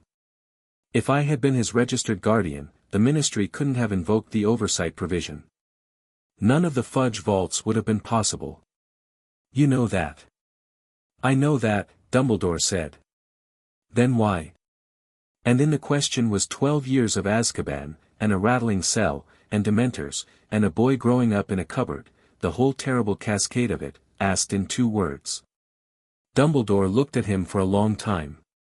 Because I believed, he said, quietly, that Harry needed to be placed with Lily's blood relative for the protection the blood charm would provide. And I believe that you, Sirius, I believe that the risk to you, as James's most visible ally, would make you a target. I thought I was protecting you both. You thought you knew best, Sirius said. Yes, Dumbledore said. I have always thought I knew best. It is, I am increasingly aware, one of my most consequential failings. Sirius looked at him for another moment. Then he sat back down. Not because he'd forgiven anything, Harry could see that clearly. But because Sirius Black had spent enough of his life in the grip of rage to know when continuing it served no one. Harry watched all of this and felt something very specific happening inside him, a clarification, like water going clear. He wasn't watching a monster being unmasked. He was watching an extraordinarily capable, genuinely principled man explain, with more honesty than Harry had expected and more pain than he'd anticipated, the specific shape of how an excess of confidence in your own judgment could compound over years into something that looked, in aggregate, very much like harm. It didn't absolve anything. But it was real. And Harry had enough respect for reality to receive it accurately. Albus, he said, and used the name deliberately, not as familiarity but as a marker of the new territory they were in. I need you to understand something. I'm not here to destroy you. I'm not going to the Wiesengomot to burn down everything you've built. What happened to my family's estate was wrong, and it is going to be corrected, and the people who exploited the situation for personal gain are going to face consequences. That includes Fudge and Malfoy. It does not include sitting on your hands while all of it is fixed. Dumbledore looked at him carefully. I've filed a petition with the Wiesengomot, Harry said. Under the Ancient Houses provision. Formal charges of estate fraud, financial exploitation of a minor, and misuse of ministry oversight powers. Against Fudge and Malfoy primarily. The evidence is strong. Gringotts is providing full documentation. McGonagall made a quiet sound. Harry, I know you're the chief warlock, Harry said to Dumbledore. I know you'll preside. I'm not asking you to recuse yourself, your presiding is actually cleaner for everyone because if this goes wrong, I don't want anyone saying it was politically managed. But I need you to know what's coming and I need you to not try to slow it down. Dumbledore was very still. I also need you, Harry said, to give a full account to the Wiesengomot of your involvement in the proxy vault authorizations. Voluntarily. Before the hearing. The room held its breath. A voluntary account, Dumbledore said slowly.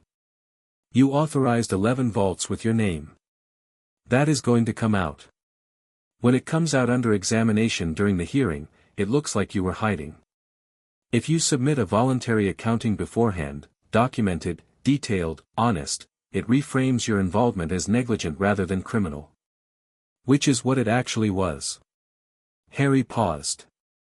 It also substantially undermines Malfoy's defense, because he's going to try to use your authorization history to muddy the waters. If you've already gotten ahead of it, that defense collapses. McGonagall turned to look at Harry with an expression that he recognized, with a slight internal jolt, as the look she got during class when a student did something she hadn't expected but clearly should have. Dumbledore looked at him for a long moment. You have thought about this very carefully, he said. I had time, Harry said. You're protecting me, Dumbledore said, and the quality of surprise in his voice was genuine and slightly undone by it. In spite of everything. I'm being practical, Harry said. There's a difference. He paused. But also, yes. A bit. Because Fudge and Malfoy are the ones who sat down and deliberately calculated how to steal from an orphan for their own gain. What you did was wrong. It's not the same. Dumbledore nodded. Something in his face had shifted, something that had been held carefully in place for a long time had come loose. Not broken, not destroyed, but fundamentally rearranged. I will submit the voluntary account, he said. And I will do something else. He looked around the table. I should have said this to you years ago, Harry. I managed your life with the confidence of someone who believed he understood the full picture and the full necessity. I did not respect your right to the information about your own situation. I will not compound that by being anything less than completely transparent from this moment forward. He met Harry's eyes. Whatever you ask of me, I will answer. I'm going to hold you to that, Harry said. I expect so. Sirius made a sound that was not quite a laugh, more like the ghost of one. He's 15, Albus, he said, and there was something in his voice that was the closest thing to wonder Harry had ever heard from him. He's 15 years old and he just ran a strategy meeting. He is, Dumbledore agreed, softly, unmistakably James's son. He's his own person, Sirius said immediately, and it was quick and sure and warm, and Harry felt it land somewhere that needed it. Harry looked at Sirius. I need you to do something. Anything, Sirius said, and meant it completely. I need your testimony about going to Gringotts the night my parents died. About being James's filed choice for guardianship. About what Dumbledore told you. Harry paused. That testimony establishes the timeline. It shows that the conditions for the fraud were created by a specific set of decisions on a specific night. That's important for the hearing. Sirius nodded slowly. You want me to testify against Dumbledore? I want you to testify truthfully, Harry said. Those aren't the same thing.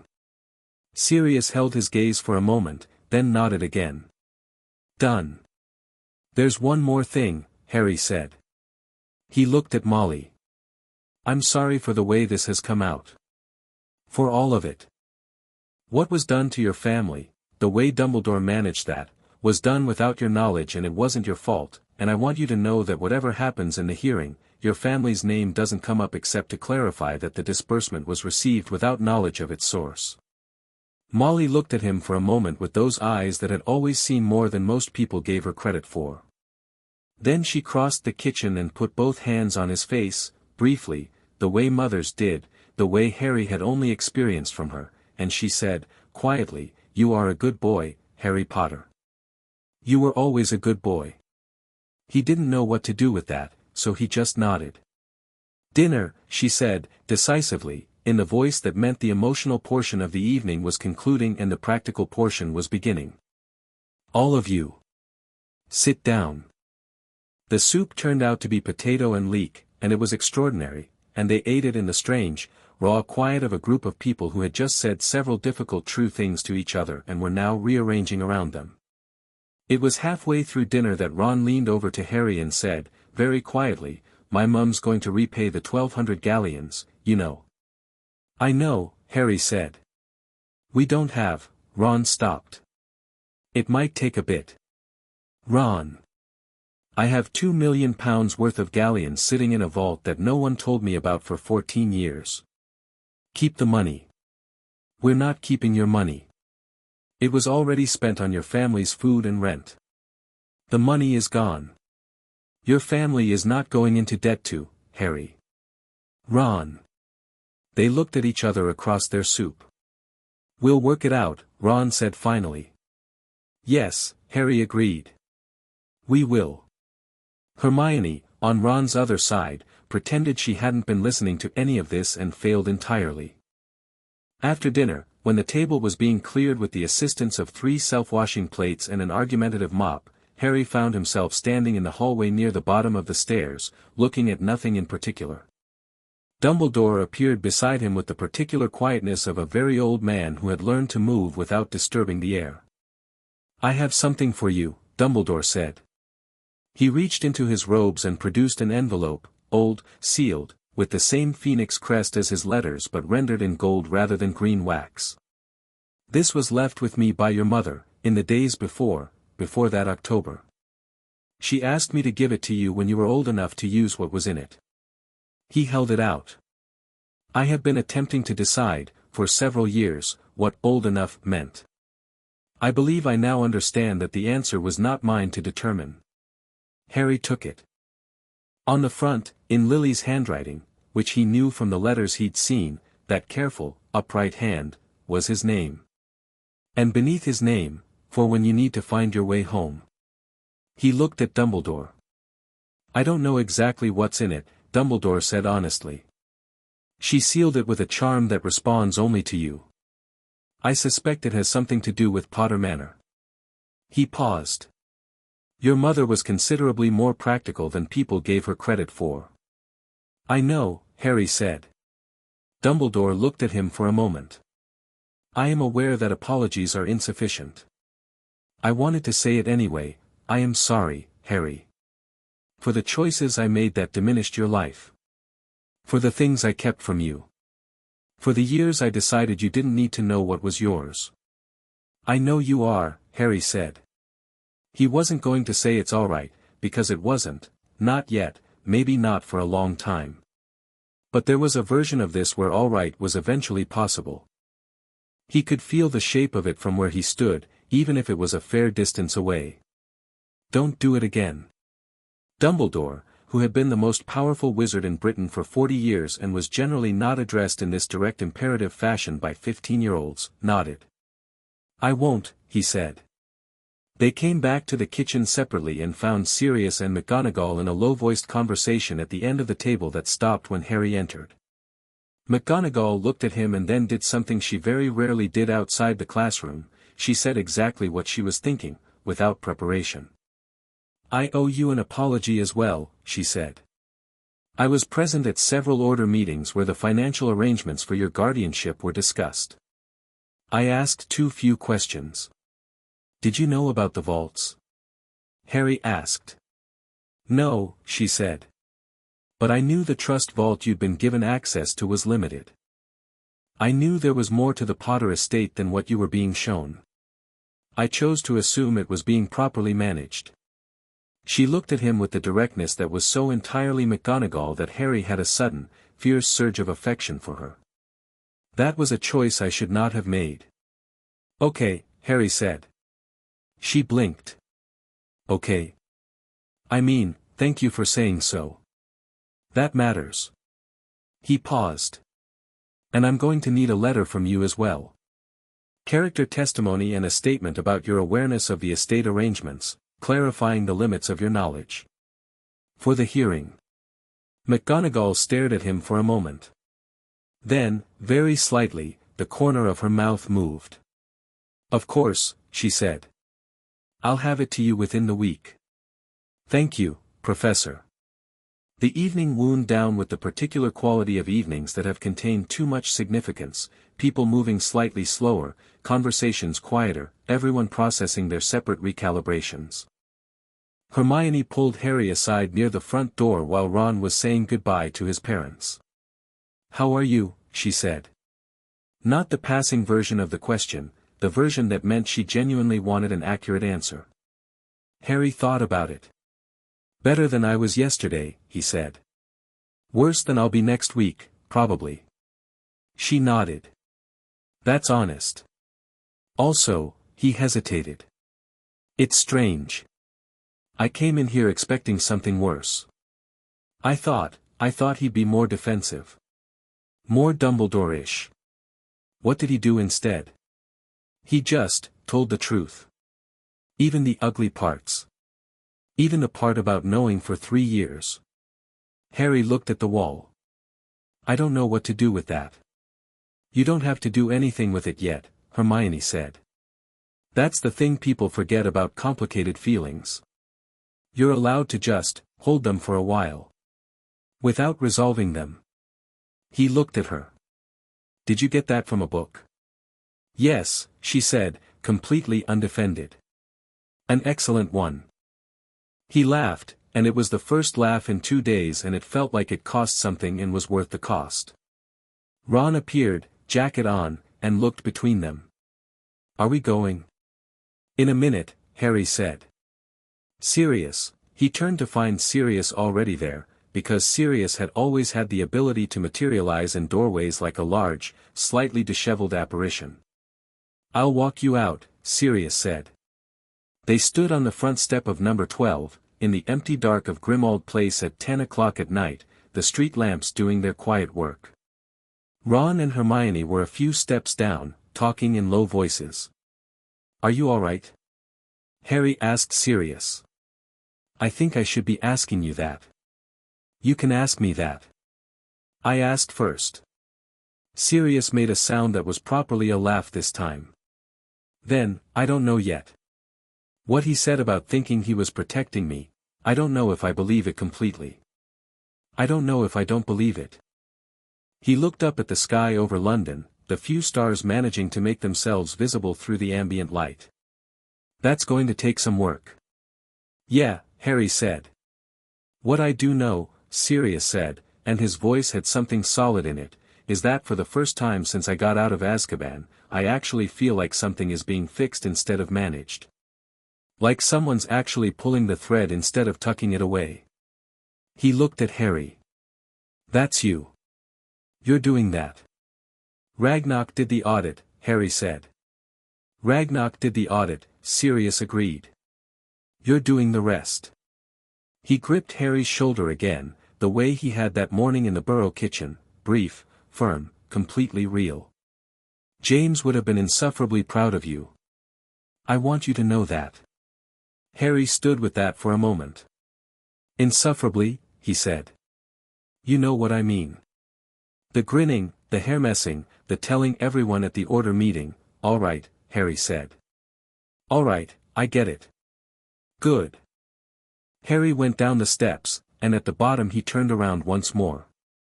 Sirius was still in the doorway, and the lamplight caught the angles of his face, and for a moment he looked less like a man coming back from somewhere very dark and more like himself, whoever that actually was, whoever he might be again. Sirius, Harry said. I'm going to Potter Manor in a few days. Before the hearing. Sirius's expression shifted. Do you want company? Yes, Harry said. But there might be things there. Things about my parents. I don't know what state it's in. I know, Sirius said. I want to come anyway. Then come. He turned around and walked down Grimmauld Place with Ron and Hermione, their footsteps quiet on the old stones, and behind him he heard the door of number 12 close with a solidity that sounded, for the first time, like something being settled rather than something being locked. Right, Ron said, when they were far enough down the street that the Fidelius had closed behind them and the house was gone. Same time we take Fudge and Malfoy apart completely. The hearing's in 9 days, Hermione said. 9 days, Ron repeated, like he was testing the weight of it. Can we prepare a full Wizengamot case in 9 days? Madame Bones replied this afternoon, Hermione said, producing a letter from her coat pocket with the air of someone who had been waiting for the right moment. She's recommending an advocate named Griselda Marchbanks, former member of the Wizengamot and examiner. She knows the procedures better than anyone currently practicing. She's also, apparently, furious about Fudge in a general sense and will take this case immediately. You've already written to her? Harry said. I wrote to Madame Bones this morning, Hermione said, slightly defensively. While you were in the shower. Ron looked at her. You wrote to the head of magical law enforcement before breakfast. I was awake early, she said. You're remarkable, Ron said, and meant it entirely, with none of the irony he might have put in it 2 years ago. Hermione looked sideways at him. Thank you, Ron. Harry looked between them and noted, with the specific peripheral vision of someone who had been watching this dynamic develop for years, that there was a particular quality to the pause after Ron's comment and Hermione's reply. He said nothing, because some things were better left to their own timeline. They apparat separately back to the burrow, Harry from the end of the lane, landing in the garden with the solid confidence of someone who had been doing this illegally for 7 months and had gotten very good at it. The night was warm and the garden was dark and the gnomes had apparently called a truce with the hour, and Harry stood in the quiet for a moment. He had 9 days. Fudge was currently in the minister's office, going about his business, entirely unaware that a petition was sitting in the Wizengamot clerk's office waiting to be served to his legal representative. Malfoy was at Malfoy Manor, being Malfoy, equally unaware. The architecture of their theft, 14 years of it, elegant and exploitative and deeply certain that Harry Potter would never be in a position to see it clearly, was 9 days away from being placed in front of the full Wizengamot in the form of a Goblin-certified audit report and a petition that bore the seal of the House of Potter.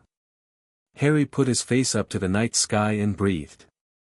He thought about his father's letter, against his chest. The Potters have been in Wizarding Britain since before the Ministry existed. We've survived by being useful and by being honest, which is a rare combination and sometimes a dangerous one. Yeah, he said, to the sky, to the garden, to whoever was listening. I know. He went inside. Chapter 4, The Ministry's Fingerprints. The Wizengamot hearing was set for a Tuesday. On the Monday before it, Cornelius Fudge received his summons. Harry knew this because Ragnarok sent him a brief note at 7 in the morning. The petition has been formally served. Respondents have been notified. The hearing proceeds tomorrow at 10 o'clock. Be prompt, and because, approximately 2 hours later, an owl arrived from an unfamiliar address carrying a letter written on ministry stationery in the particular aggressive font of someone who had dictated it while angry. Mr. Potter, it has come to my attention that you have filed a petition with the Wisengamot under the Ancient Houses provision making extraordinary and unfounded allegations against myself and others. I wish to advise you in the strongest possible terms that these allegations are baseless, politically motivated, and will be vigorously contested. I further wish to remind you that the Ministry of Magic has always acted in your best interests and that making false accusations against a sitting minister is a serious matter with serious consequences. I urge you to reconsider this course of action before tomorrow. Cornelius Fudge, Minister for Magic. Harry read it once, put it on the kitchen table, and poured himself tea. Hermione picked it up, read it, and set it down with the expression of someone who had just encountered a poor argument in print. Threatening the person who's filing charges against you the night before the hearing, she said, is not a sophisticated legal strategy. He's panicking, Ron said cheerfully, reaching for the toast. He's panicking, Harry agreed. Nothing from Malfoy. Which was more concerning, actually. Malfoy didn't panic. Malfoy calculated. Griselda Marchbanks had arrived at the Burrow 2 days earlier, and Harry had liked her immediately in the specific way he liked people who did not waste his time. She was old, very old, older than Dumbledore, with the kind of age that had shed all vanity and arrived at pure function. She had white hair pinned with absolute authority, sharp grey eyes that operated on a permanent setting of mild contempt for imprecision, and she had spent the first meeting sitting across from Harry at the kitchen table reading every page of the Gringotts audit report with the focused silence of someone dismantling a piece of machinery to understand how it worked. When she finished, she'd looked up and said, "This is one of the cleanest fraud cases I've seen in 40 years of Wisengamot practice. The documentation is exhaustive. The Goblin testimony will be unimpeachable, they cannot be accused of political bias because they demonstrably don't have any." She'd paused. The weak point is the overlap with Dumbledore's authorizations. Malfoy's advocates will try to use that to muddy the waters. They'll argue that if Dumbledore was involved, the whole thing is politically motivated, that you're using legitimate grievances to attack the ministry for personal gain. Let them argue that, Harry had said. Marchbanks had looked at him. You're not concerned. Dumbledore's submitting a voluntary account before the hearing, Harry said. Full disclosure of his involvement, documented, submitted to the clerk's office this week. It separates his negligence from their deliberate exploitation. When Malfoy's advocates try to conflate them, we show the voluntary account and ask the Wisengamot why someone trying to cover up a conspiracy would document their own role and submit it voluntarily before being asked. Marchbanks had been quiet for 3 full seconds. How old are you? She'd said. 15, Harry said. She'd looked at Hermione. Did he come up with that himself? He did, Hermione said. Marchbanks said, which appeared to be her version of excellent work, and they'd moved on to witness preparation. Now, on the morning of the hearing, Harry sat in the kitchen of the Burrow with his tea and Fudge's threatening letter and a feeling in his chest that was not nerves exactly but something adjacent, the sensation of standing at the top of a very long run and knowing you've done the preparation and the only thing left is the doing. Sirius came in through the flue at 8:30, looking more alert than Harry had seen him since this whole thing started. He was wearing proper robes, dark grey, which made him look less like someone in the process of recovering from something and more like someone who had recovered and was here. He looked at Fudge's letter. Panicking, he said. That's what we said, Ron confirmed. Marchbanks arrived at 9, reviewed the witness order one final time, confirmed that Ragnarok's investigator, a goblin named Brackfist, who had the manner of someone who had spent decades preparing to testify about financial fraud and was deeply pleased to finally get to do it, would arrive separately at the Wisengamot, and that Dumbledore's voluntary account had been received by the clerk's office the previous afternoon. One more thing, she said, looking at Harry. When we are in the chamber, you say nothing unless I signal you or the chief warlock directly addresses you. You are the petitioner, not the advocate. Your job is to be present, to be visible, and to let the evidence speak. She paused.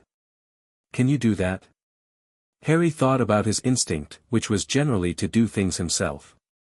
Then he thought about Marchbanks's 40 years and the specific, surgical way she'd laid the case apart and rebuilt it over the past 2 days. Yes, he said. Good. She looked at him for a second longer. Also, do not look triumphant. When the evidence lands well, do not look triumphant. Look serious. Look like someone who has been wronged and is seeking redress, not someone who is enjoying this. I'm not enjoying this, Harry said. I know, she said. Make sure they can see that. They arrived at the Ministry of Magic at 20 minutes to 10. Harry had been in the ministry before, once, in the chaos of last June, moving through it in a kind of dissociated terror toward the Department of Mysteries. He'd barely registered the atrium. Now he walked through it in robes that Hermione had made him buy 2 days ago, good ones, charcoal gray with a faint silver thread, clearly from a reputable shop, clearly belonging to someone who knew they belonged here, and he registered everything. The atrium was doing what it always did, which was being large and important at people. The gold ceiling, the fireplaces disgorging ministry workers, the queues at the security desk. Several people recognized him immediately. He watched the ripple of it, the double takes, the murmuring. He walked through it without varying his pace. At the security desk, the security wizard looked at him with the slight wariness of someone who had received unusual instructions about today's proceedings. Mr. Potter. You're expected. Floor 10, the main chamber. Thank you, Harry said. They didn't take the regular lift. Marchbanks led them to a separate, smaller lift at the end of the corridor that required a Wisengamot petition token to operate, the bronze disc that had been included with the formal confirmation of the hearing.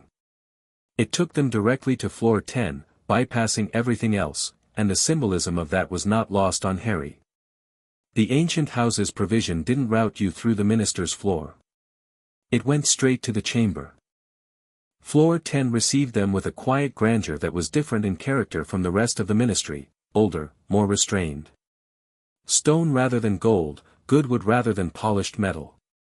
The corridor leading to the main chamber was lined with portraits of past chief warlocks, and they were watching, the painted eyes doing that particular painted eye thing of seeming to track you without quite doing so.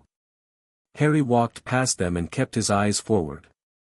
Hermione and Ron had to stop here. The chamber only admitted the petitioner, their legal advocate, and their witnesses. Harry turned to look at them both.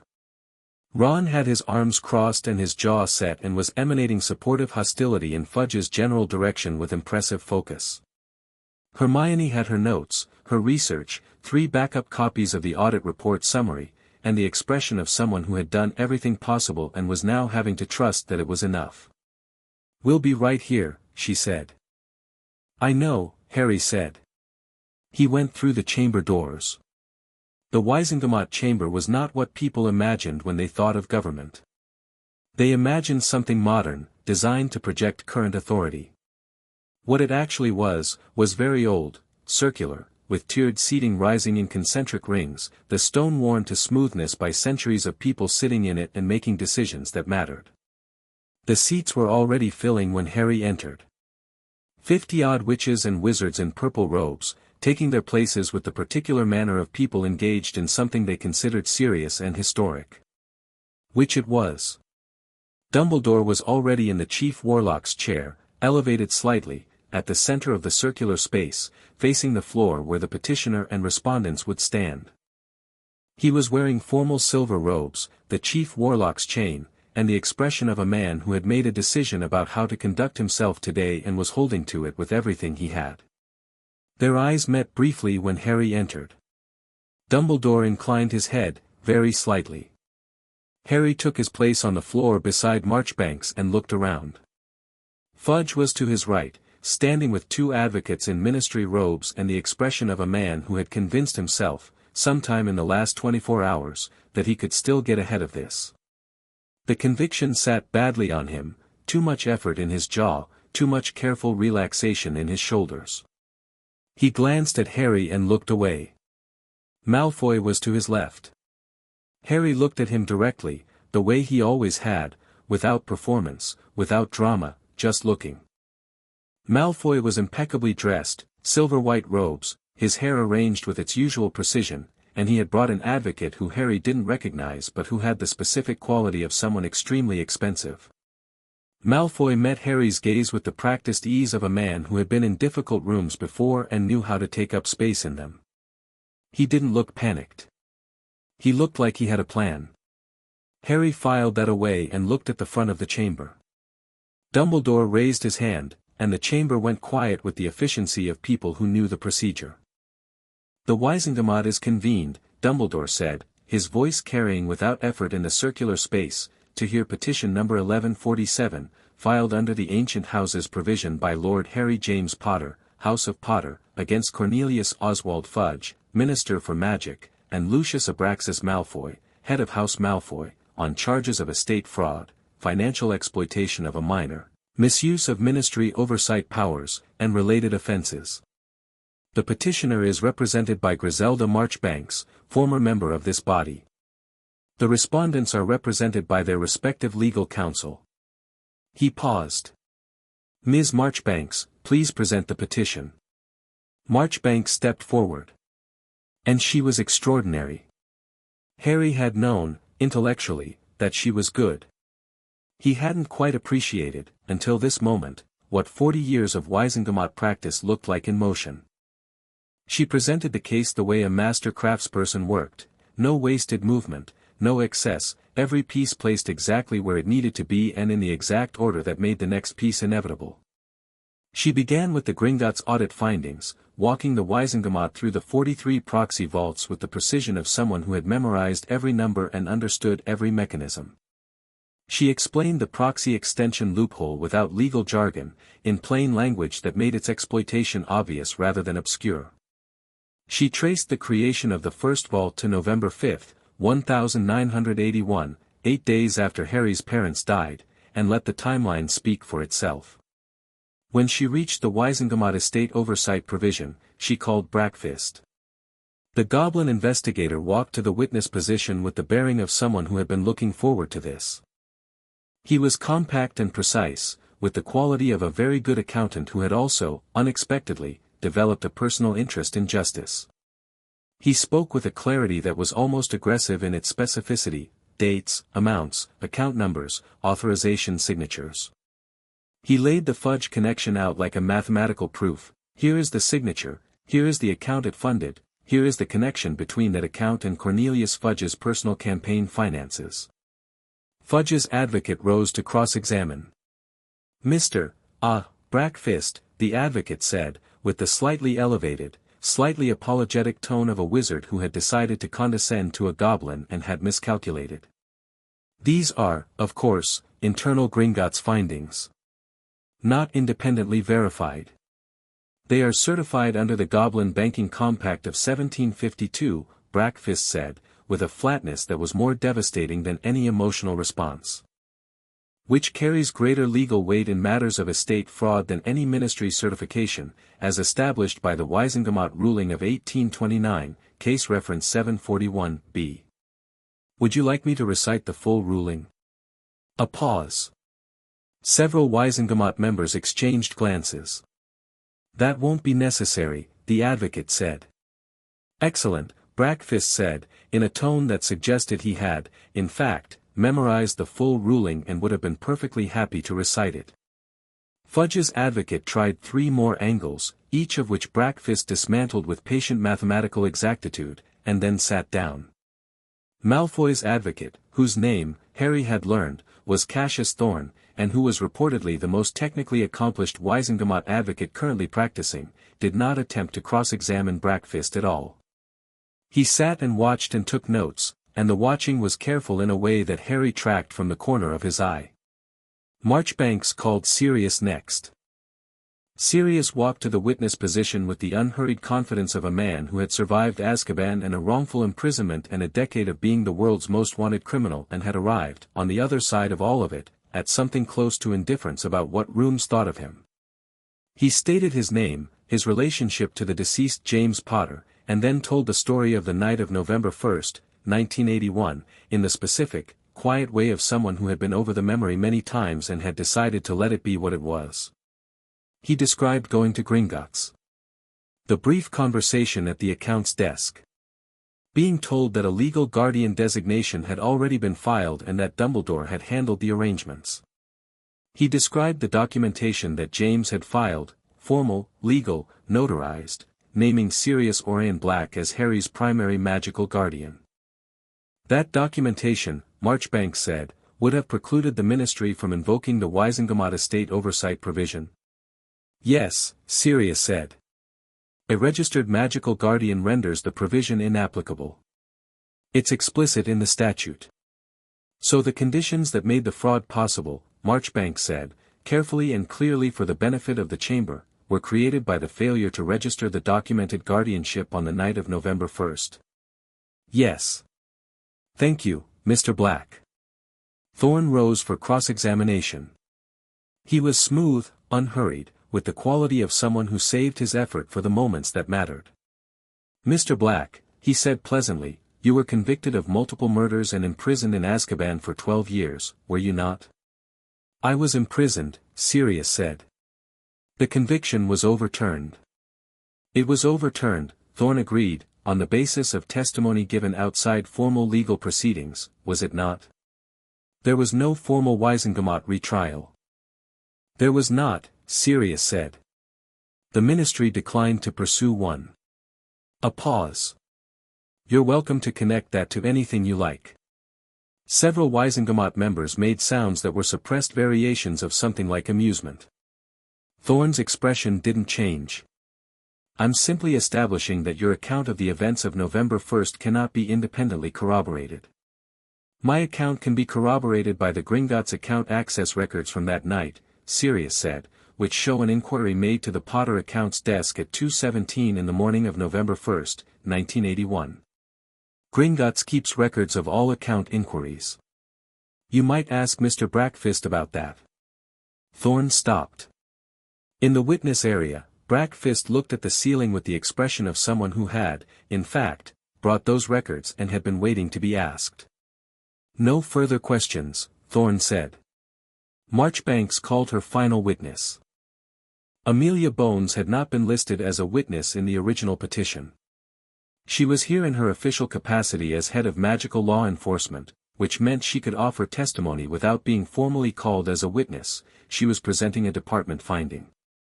She walked to the front of the chamber with the wide, square-shouldered authority of someone who had been the most capable person in most rooms for 30 years and was entirely comfortable with that fact.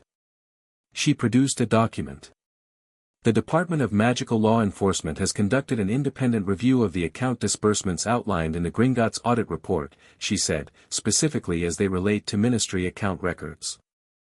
We have found corroborating evidence that the funds transferred through the proxy vaults authorized under the Wisengamot estate oversight provision were routed, in part, to accounts associated with the Office of the Minister for Magic, specifically campaign and discretionary spending accounts registered to Cornelius Fudge in his personal capacity. She looked up at the chamber. This is not a contested finding.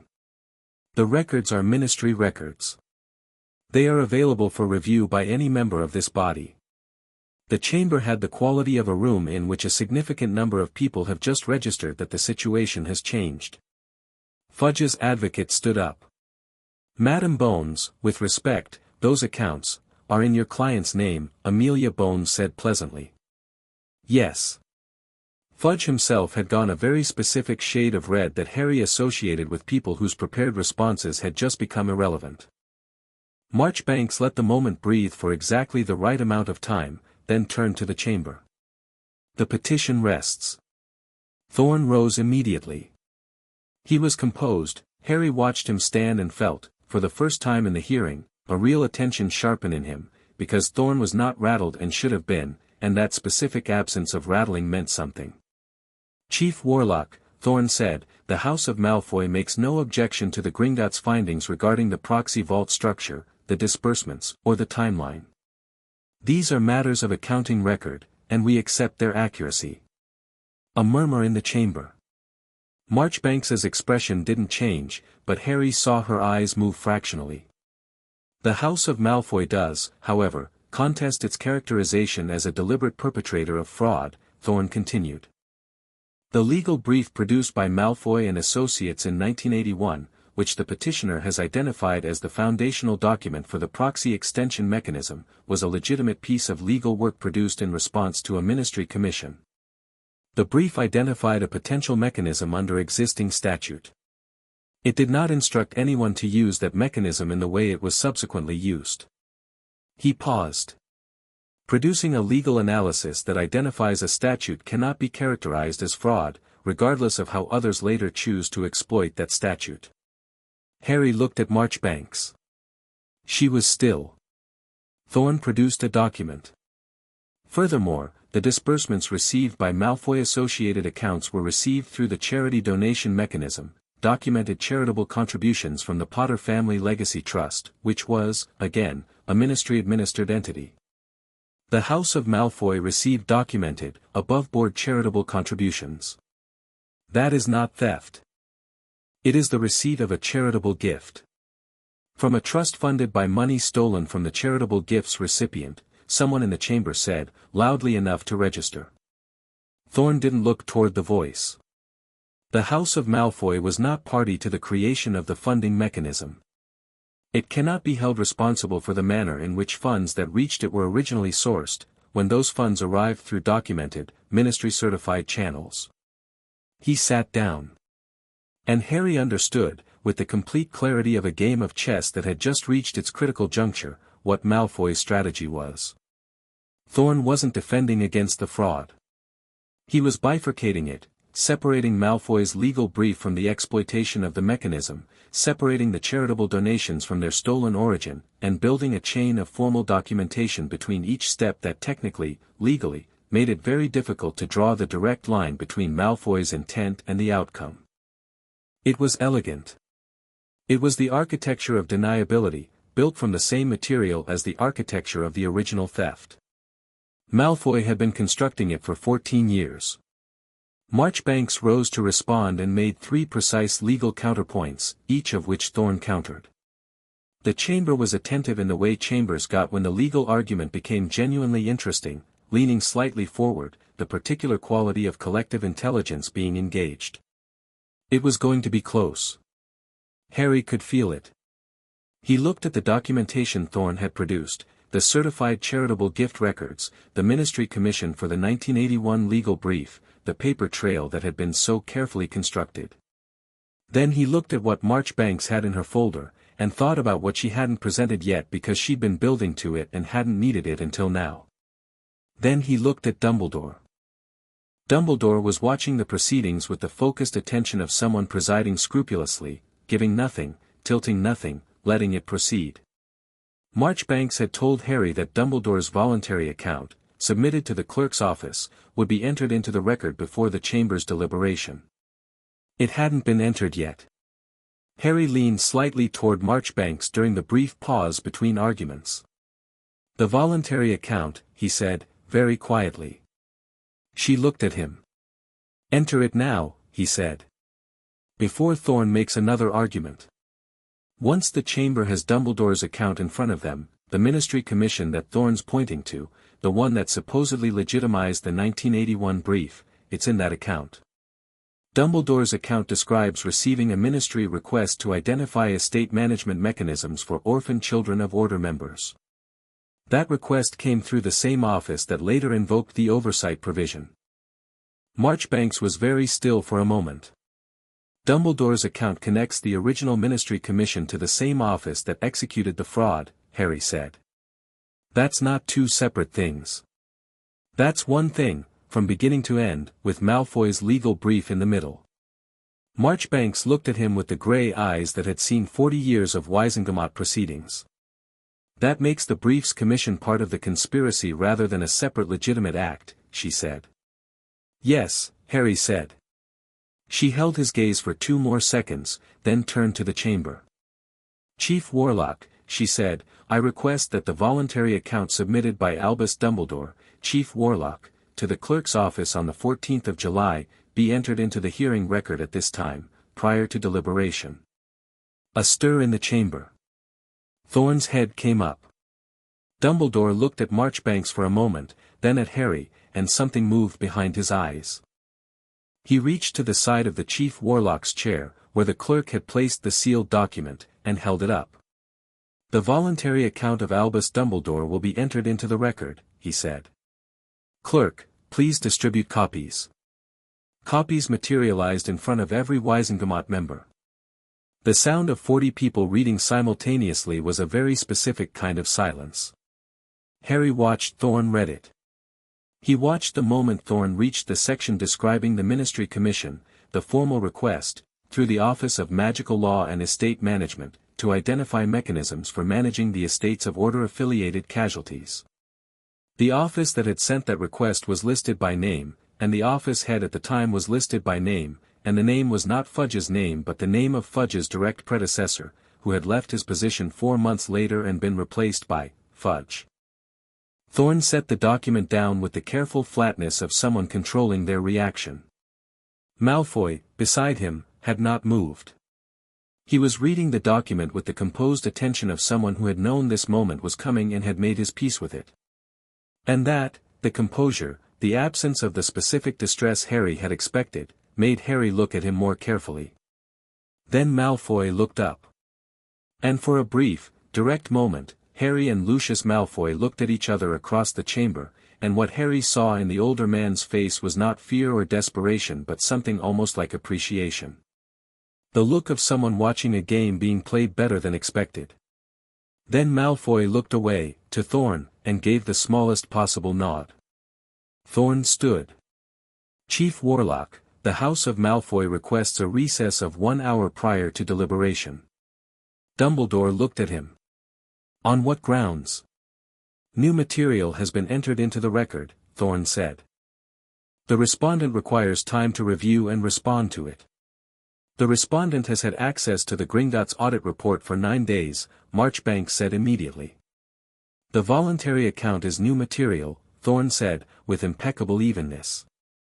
Dumbledore looked at both of them. 20 minutes, he said. "The chamber will recess for 20 minutes. The gavel came down and the chamber noise rose as people began moving and talking. Harry and Marchbanks were guided to a side room by a Wizengamot clerk. Petitioners and advocates had a private space during recesses, which Harry had not known and found immediately practical. The moment the door closed, Marchbanks sat down and looked at him. "That was well done," she said. "Did it work?" Harry asked. "The commission connection is significant. It gives us the beginning of the conspiracy rather than just the middle of it." She paused. "But Thorn's asking for a recess because Malfoy has something else. He's not panicking. He's pivoting." "I know," Harry said. "I saw his face." "He might offer a settlement," Marchbanks said. "A recess request at this stage sometimes precedes a settlement offer." "If he does, I'll hear it," Harry said. "But the terms are full financial restitution, formal recorded admission of the fraud mechanism in the Wizengamot record, and I decide whether the criminal referral goes forward." He looked at her steadily. "Not him. Me." Marchbanks nodded.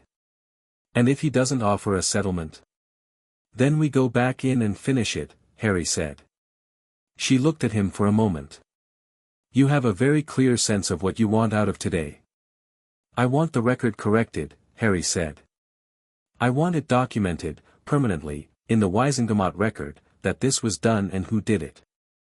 The money is secondary. The record is what matters." "Why?" He thought about his father's letter.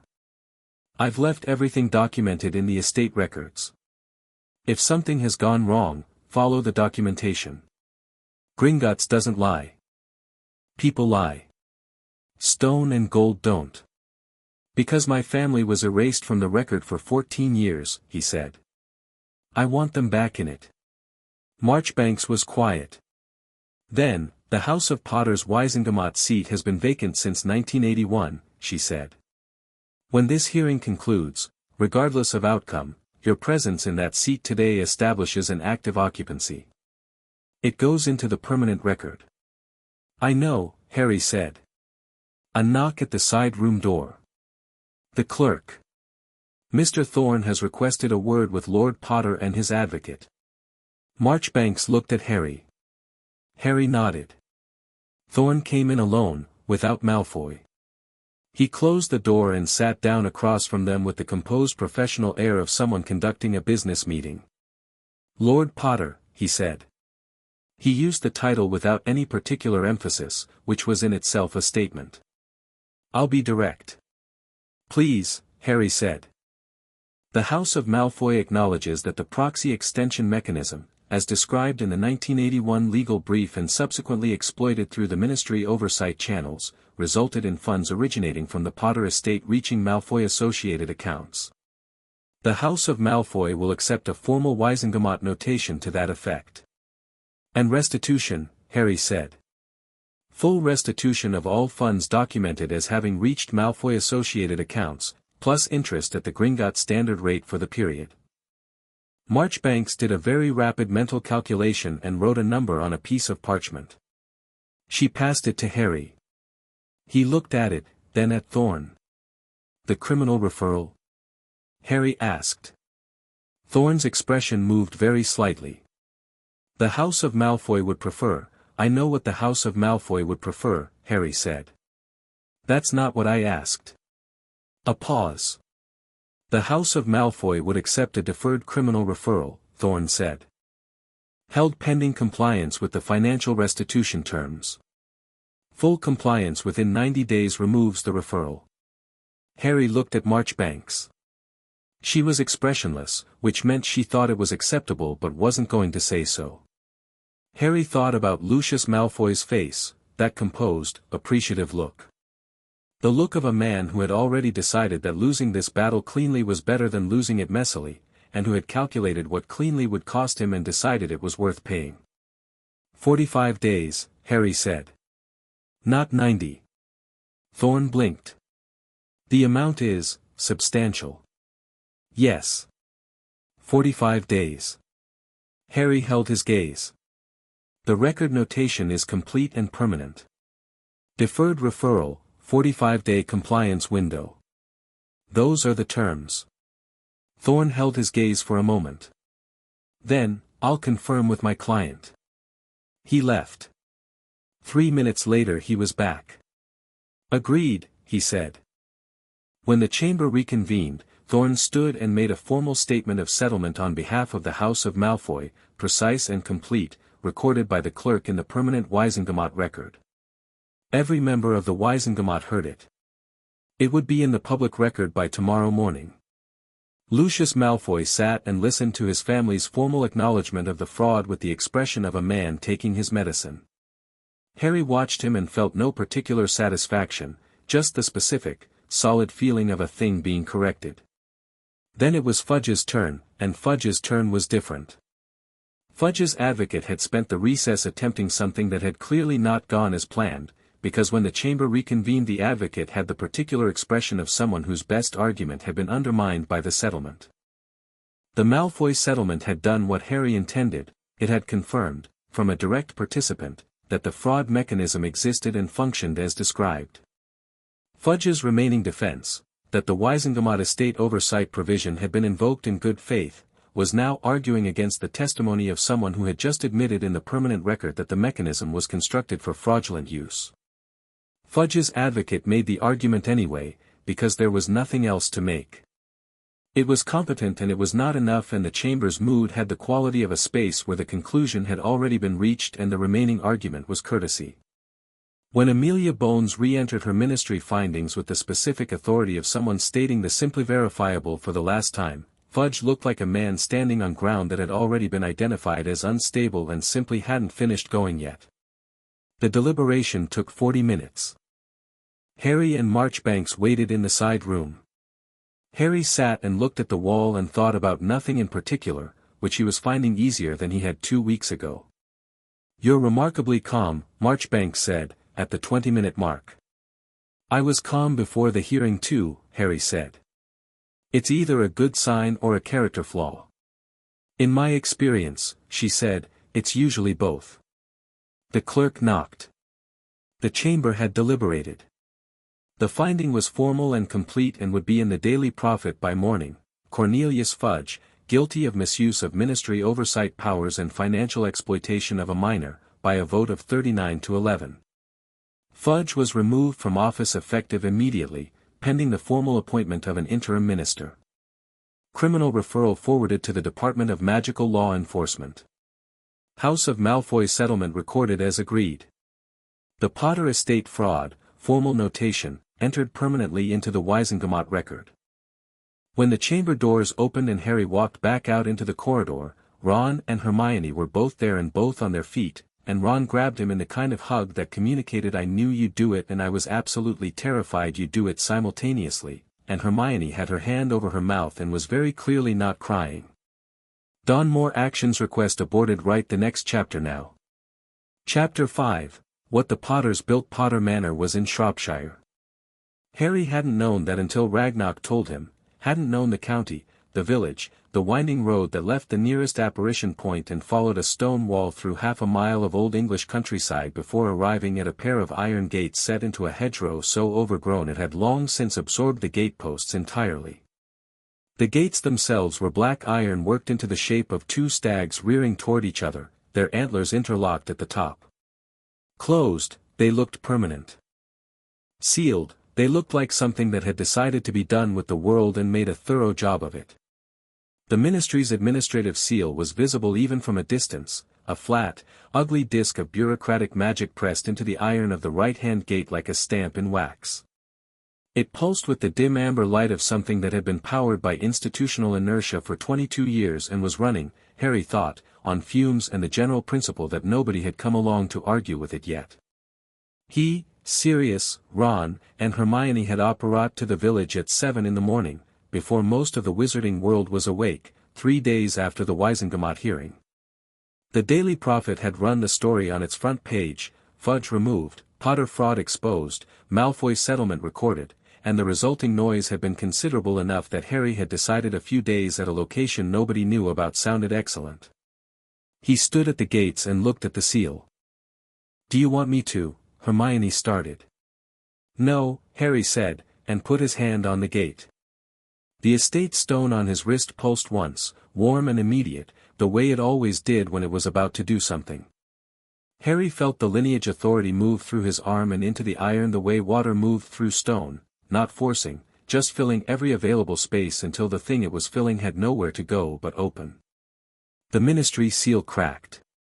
Not dramatically, not with a flash or a bang.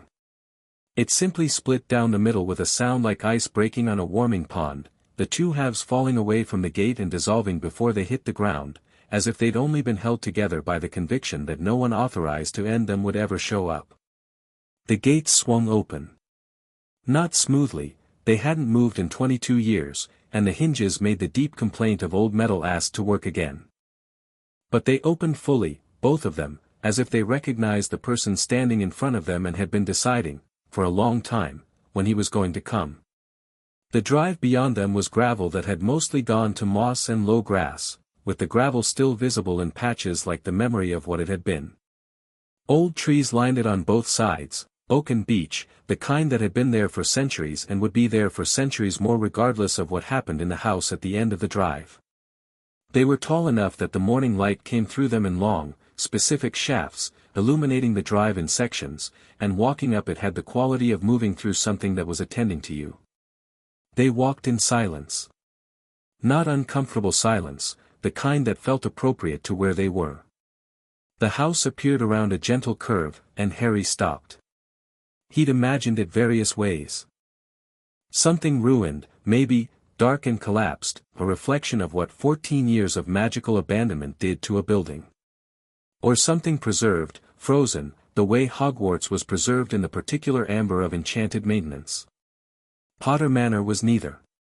It was large, larger than he'd expected, 3 stories of pale stone with mullioned windows and a slate roof that had held itself together through sheer architectural stubbornness.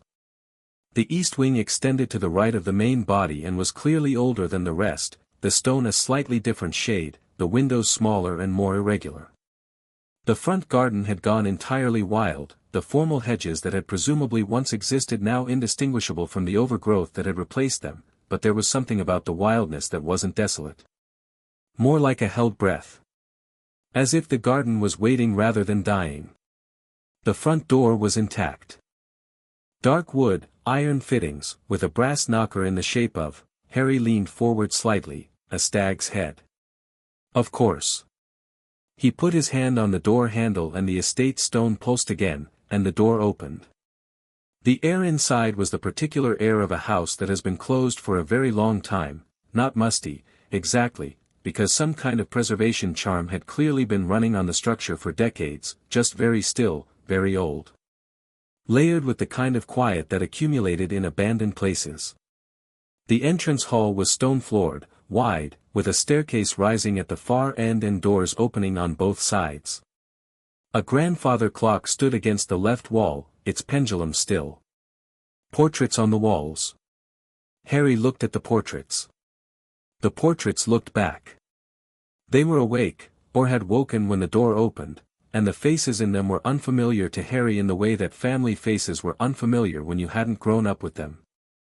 But there was something recognizable in them anyway, the specific thing that moved through bloodlines, the angle of a nose or the set of a jaw or the particular way a person held their chin. One portrait, near the foot of the stairs, was of a man who looked so much like an older version of Harry that the resemblance was immediately vertiginous. Not James, this was someone older, the build broader, the face more angular, but the eyes were the same green and the recklessness in the portrait's expression was a family trait that had apparently been running for some time. "Your great-grandfather, I think," Hermione said softly, beside him. The portrait stirred. "Charles Potter," it said, in a voice that had the quality of someone waking from a long sleep and finding it less strange than expected. "And you are," a pause. "You have Fleamont's eyes. And James is everything else." "Harry," Harry said. "Harry Potter."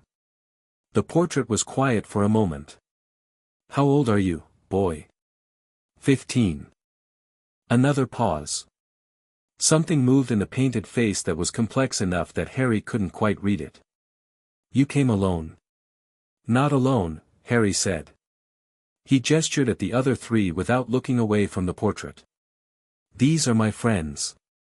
Charles Potter looked at Sirius next, a longer look, the kind that recognized something. "Sirius Black," he said. "Yes, sir," Sirius said.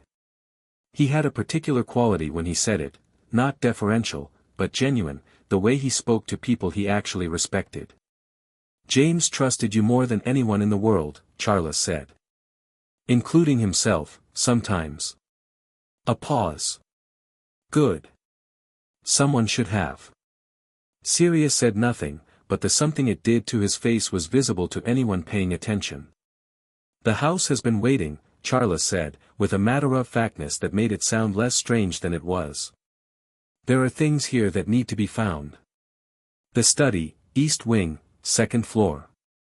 Your father left things there." He paused. He knew, toward the end, that things were going to go wrong. He was better at knowing that than he ever admitted. "I know," Harry said. "He left me a letter." The portrait absorbed that. "Then go upstairs," Charles said. "The house will help." And as if in response to that, every lamp in the entrance hall lit at once. They went upstairs.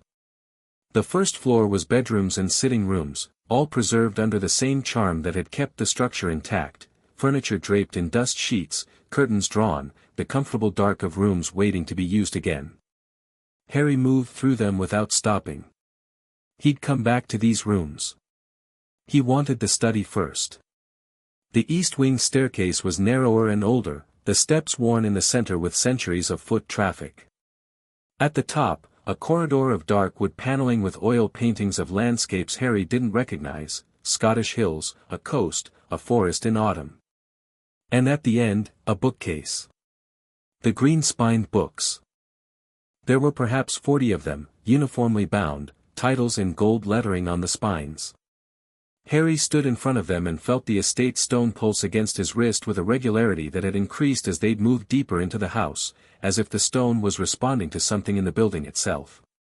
He reached out and touched the spine of the central book, Advanced Transfiguration Principles, Pruitt and Potter, 1978, and said, clearly, Euphemia. The bookcase swung inward. The room behind it was not large. It had been a working room, clearly. The desk was still organized in the way of someone who had last left it intending to come back, papers in ordered stacks, quills in a jar, an inkwell with a light preservation charm still running faintly on it. 2 chairs. A second desk against the opposite wall that had a completely different quality, organized differently, the handwriting on the visible papers rounder and more upright. 2 people had worked in this room. Harry moved to the first desk, the one with the slanted handwriting, and looked at what was on it. His father's handwriting was everywhere. Notes, calculations, cross-references, diagrams. He picked up the first sheet, a page of dense notes in his father's hand, dated September 1981, and read it. It took him 4 minutes to read. Another 2 to go back and read the sections he hadn't understood the first time. Hermione, he said. She was at the second desk, already reading what was there. She looked up. What was my mother's specialty? Harry said. Charms, Hermione said slowly. Advanced charms theory. She was, Harry, everyone says she was exceptional. One of the best of her generation.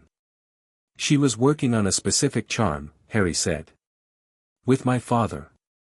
A modification of the Fidelius. He held up the page. He has notes here from September 1981, they were trying to develop something that would make it so the Fidelius couldn't be broken by the secret keeper dying. The weakness of the Fidelius is that if the secret keeper is killed, the secret doesn't hold. They were trying to solve that. Hermione crossed the room in 3 steps and took the page. She read it. Her expression changed. They almost had it, she said. This, Harry, this is an incomplete but functional theoretical framework. They were weeks away. She looked up. He died in October 1981. Harry moved to his mother's desk.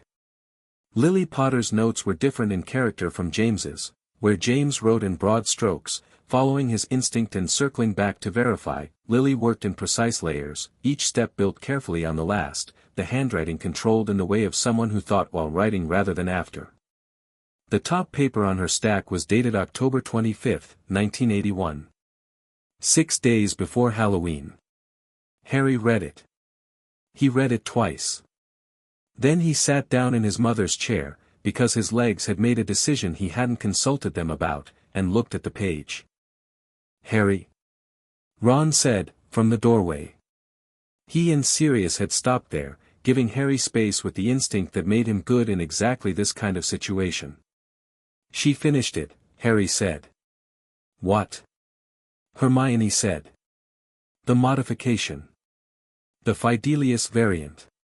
She finished the theoretical framework on October 25. Harry looked at the page in his hand. She wrote a note here. At the bottom of the page. He stopped. Sirius moved into the room. He stopped beside Harry and looked at the page and was very still for a moment. She wrote, Harry said, and his voice had an odd quality he didn't try to control, Jay has gone to Dumbledore with the theory. I hope he listens. The standard Fidelius leaves too much to chance, too much depending on Sirius, and I know he'd die before betraying James, but that's the problem. If they come for Sirius first, I need to keep working on the anchoring mechanism. If we use Harry as the anchor, the child as the central point of the charm rather than the keeper, the secret might survive anything. Even us. The room was completely silent. She was trying to anchor the Fidelius to you, Hermione said, very quietly. To make you the center of the protection rather than the keeper. So that even if everyone else was gone, the charm would hold as long as you were alive.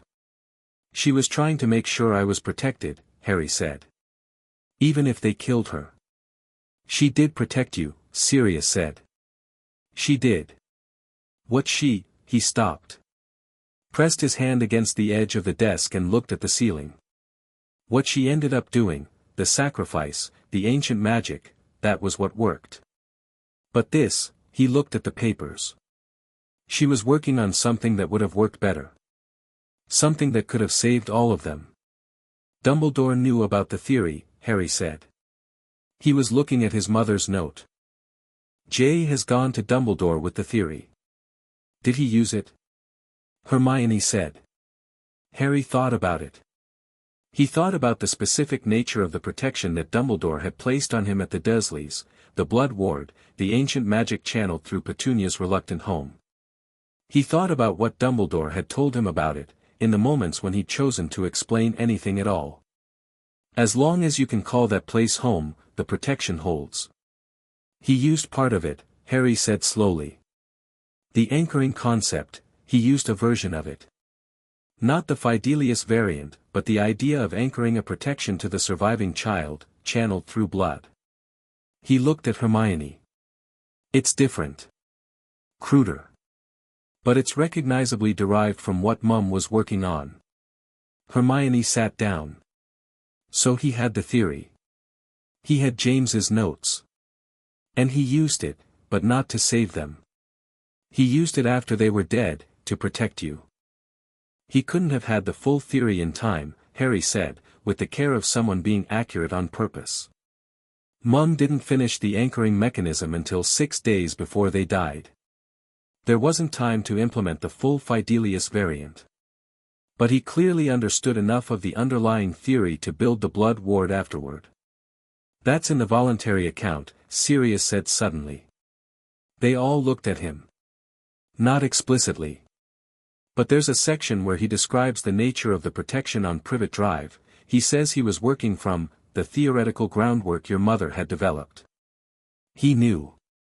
He always knew where it came from. He never told me, Harry said. No, Sirius said. Harry looked around the study, his mother's papers, his father's calculations, the incomplete beautiful work of two very gifted people trying their hardest to save each other, and felt something large and quiet settle over him that wasn't grief, exactly. It was older than grief. It was the thing that came after grief had been sitting with you long enough to become part of the furniture. There's more here, Hermione said, moving carefully through the papers on James's desk. Harry, your father was also documenting Order intelligence. Specifically, about Voldemort's activities in 1980 and 1981. She paused. He was tracking something. There are cross-references here to Horcrux. He spelled it differently. I think he wasn't entirely sure of the term, but the concept is clear. He knew Voldemort had done something to make himself harder to kill. Harry went very still. Hermione turned the pages. It's not complete. He clearly had partial information, enough to know it was significant but not enough to know the full scope of it. But he'd started documenting it. And she stopped. He'd written a note saying he was going to give everything he had on the subject to Dumbledore. To the Order. So they'd know. Dumbledore would have received James's intelligence, Sirius said slowly. In the autumn of 1981. Yes, Hermione said. They all sat with that for a moment.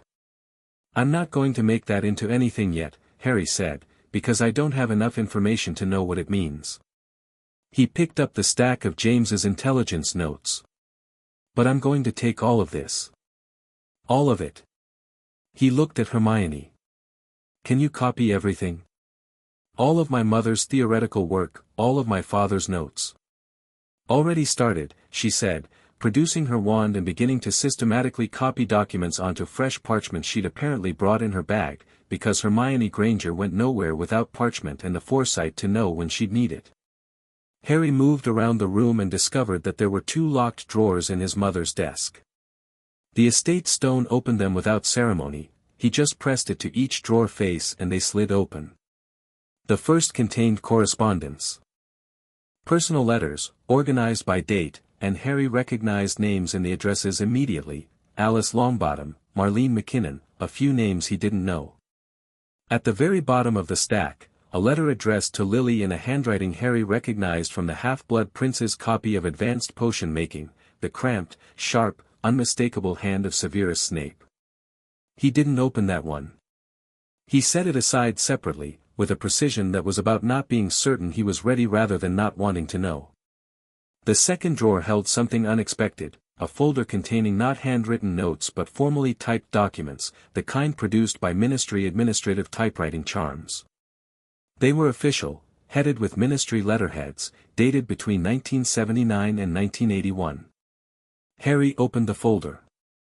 They were records of Wiesengemot proceedings that had never been made public. Not sealed, precisely, they bore no official seal of confidentiality. Just quietly removed from the accessible archive, filed away in a private study and left. Harry scanned the first page and felt the hairs on the back of his neck do something. "Ron," he said. Ron, who had been exploring the far end of the study with the particular tread of someone trying to be respectful of someone else's space, came over. "Look at this," Harry said. Ron took the folder. He read the first document. His eyes moved slowly. Then, "This is a Wiesengemot inquiry into ministry corruption in the Department of Magical Law Enforcement. 1980, he turned the page. It was dropped. The inquiry was dropped before it reached a vote. He turned another page. "Harry, the official who closed the inquiry, Cornelius Fudge," Harry said. Ron looked up. "He was doing this before your parents even died. He was doing this before Voldemort fell," Harry said. "This goes back further than the estate fraud. The estate fraud was just, the most recent iteration." Hermione had paused her copying to look at the folder. Her expression did the thing it did when she was connecting a set of data points and the connection was larger than she'd initially estimated. "If this inquiry had gone through," she said, "it would have implicated the same DMLE office that was later used to invoke the Wiesengemot estate oversight provision against your inheritance. Fudge closed it in 1980. A year later, that same office was available to be used against you. And Fudge knew exactly how it worked," Harry said, "because he'd protected it." They were quiet for a moment. "This folder," Harry said, "is why my father had my mother's theoretical work and his own intelligence in a secret study behind a locked bookcase rather than in the public archive where it belonged." He closed the folder and added it to the growing pile of things they were taking. He knew what he had. He knew it was dangerous to certain people. He hid it. Sirius had been standing at the window that looked out over the east wing's overgrown garden, and he turned around. His face had the quality of someone who had been reassembling things in silence and had reached a conclusion. "He trusted Dumbledore," Sirius said. James trusted Dumbledore. But he kept copies of everything himself, in a place Dumbledore didn't have access to. He loved him, and he still kept copies. He looked at Harry. "Does that tell you something?" "It tells me my father was smart," Harry said. "It tells you," Sirius said, "that your father understood the difference between trust and dependence." A pause. "I could have learned that lesson before I spent 12 years in Azkaban." Harry looked at him. "You're not going back to Azkaban." "No," Sirius said. "I'm not." He said it with a finality that sounded like something he'd decided. "What are you going to do with all of this?" "The Horcrux research goes to Dumbledore," Harry said. "All of it." "My father compiled it for the Order, it was always meant to be used. Dumbledore's been working on this problem and he deserves every piece of information that was collected for that purpose." He picked up the stack. "The Ministry corruption documents go to Amelia Bones. She's the head of magical law enforcement. She was trying to clean up the DMLE before Fudge shut her down, and she needs to know the inquiry was sabotaged." He put that stack separate. "My mother's theoretical work," he stopped. He thought about it carefully, the way his mother's notes had described the anchoring mechanism. The child at the center of the protection. The charm surviving anything as long as the anchor lived. "Mum's theoretical work," he said slowly, "is the most important thing in this room. Not because of what it was trying to do in 1981, because of what it describes about the nature of magical protection. The Horcrux theory and the protection theory they're related. If Voldemort fragmented his soul to survive death, and if Mum was working on a charm that used a living person as the anchor for an unchallengeable protection, he stopped. Say it, Hermione said. There's a connection between what Voldemort did and what happened the night my parents died, Harry said. Mum's protection worked. Everyone knows it worked. But no one has ever properly explained why it worked, not really. Dumbledore says it was ancient magic, love, the power of sacrifice. Those are real. But they're not complete. He looked at the papers in his hands. Mum was working on a theory of magically binding someone's protection to a living anchor. On Halloween 1981, she died protecting me. And the result was a protection that bound itself to a living anchor. He looked up. Me. The room was very quiet. You think she completed it, Hermione said softly. Not in the study. In the act itself. I think she knew what she was doing, Harry said. I think it wasn't just love and sacrifice. I think she understood, on some theoretical level, what she was doing when she stood between me and Voldemort. She had the framework. She'd been working on it for weeks. And she used it. Sirius sat down heavily in James's chair. He looked at Harry with an expression that was doing several things at once, awe and grief and something that was almost fierce with pride. She was the cleverest person I ever met, he said. James used to say that. He said it constantly. He said she'd work out how to save everyone eventually, if they'd just give her enough time. She didn't have enough time, Harry said. But she used what she had. He set the papers down and looked around the room one more time, the two desks, the two styles of thinking, the work of two people who had known they might be running out of time and had spent it trying to make the world safer rather than running from what was coming. His parents had not been passive. That was what this room told him, more than anything else. They had not been simply targets, simply victims, simply the martyrs of a story that belonged to other people.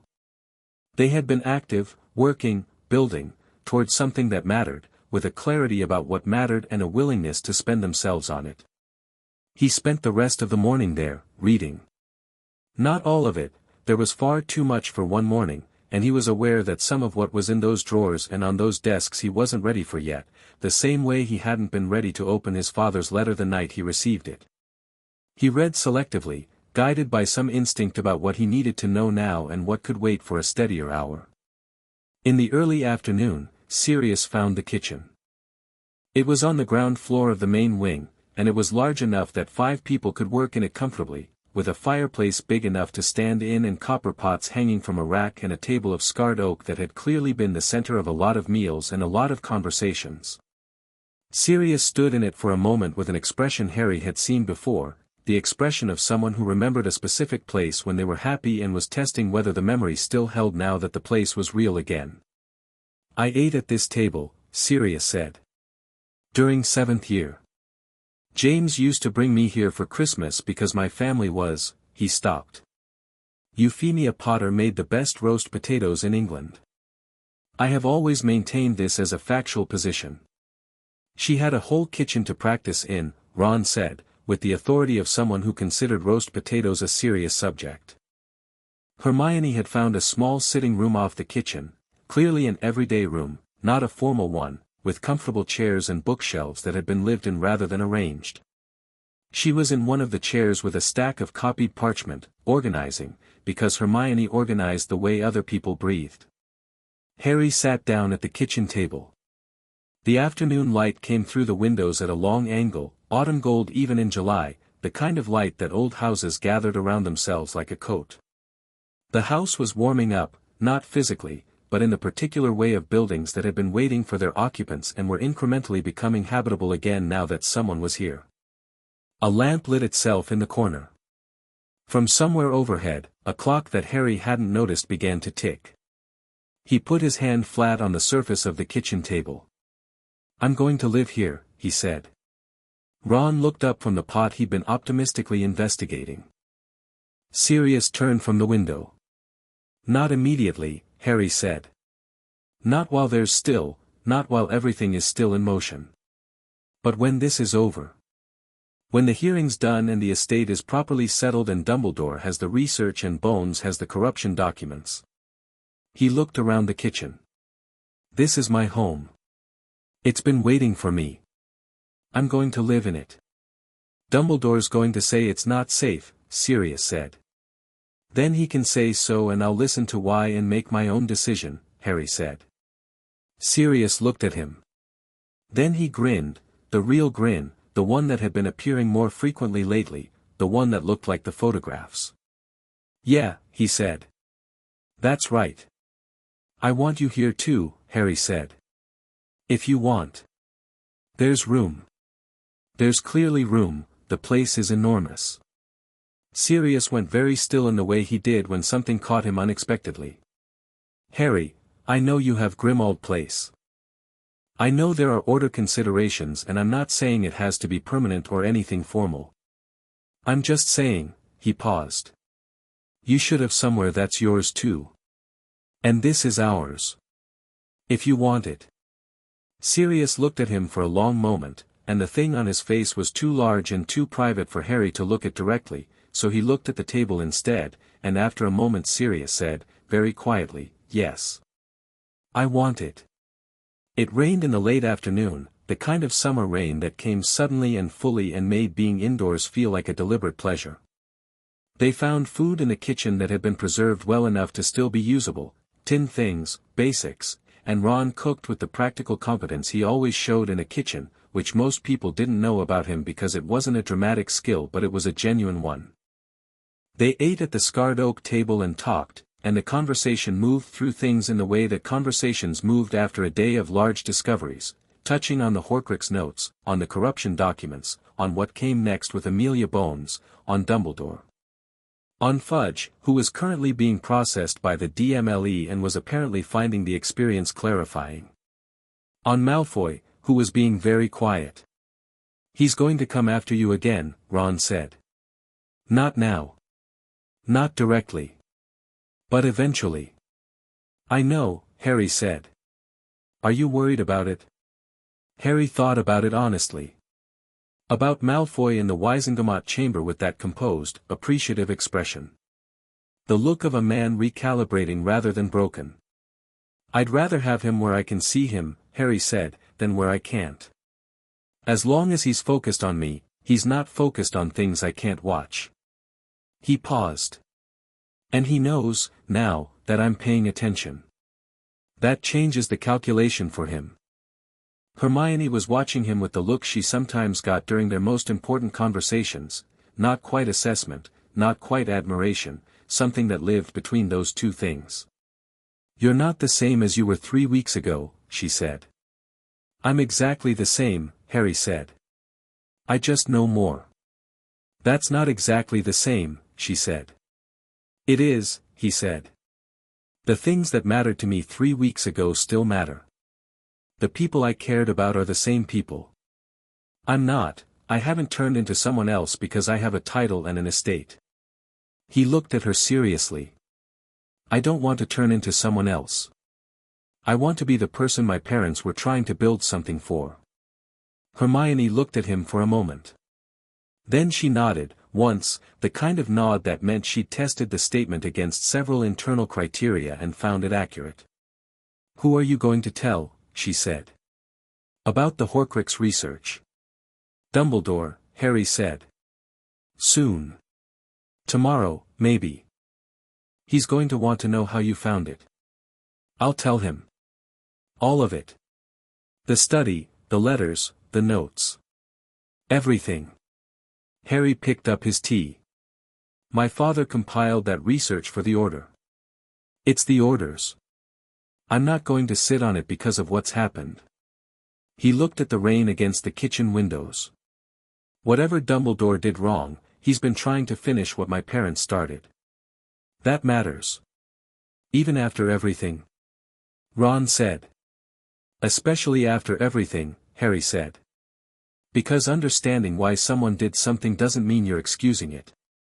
And refusing to work with someone whose judgment you've seen the limits of doesn't mean you have to treat them like an enemy. He set down his mug. He's made mistakes. He knows it. He's going to be useful from here on out because he's not going to try to manage me anymore, and that changes what he can actually do. What does that change? Sirius said. He can actually tell me the truth, Harry said. About Voldemort. About what my parents knew. About the Horcruxes and what he suspects and what he doesn't know yet. All the things he was going to explain when he decided I was ready. He looked at Sirius. I'm ready. And he knows I'm ready.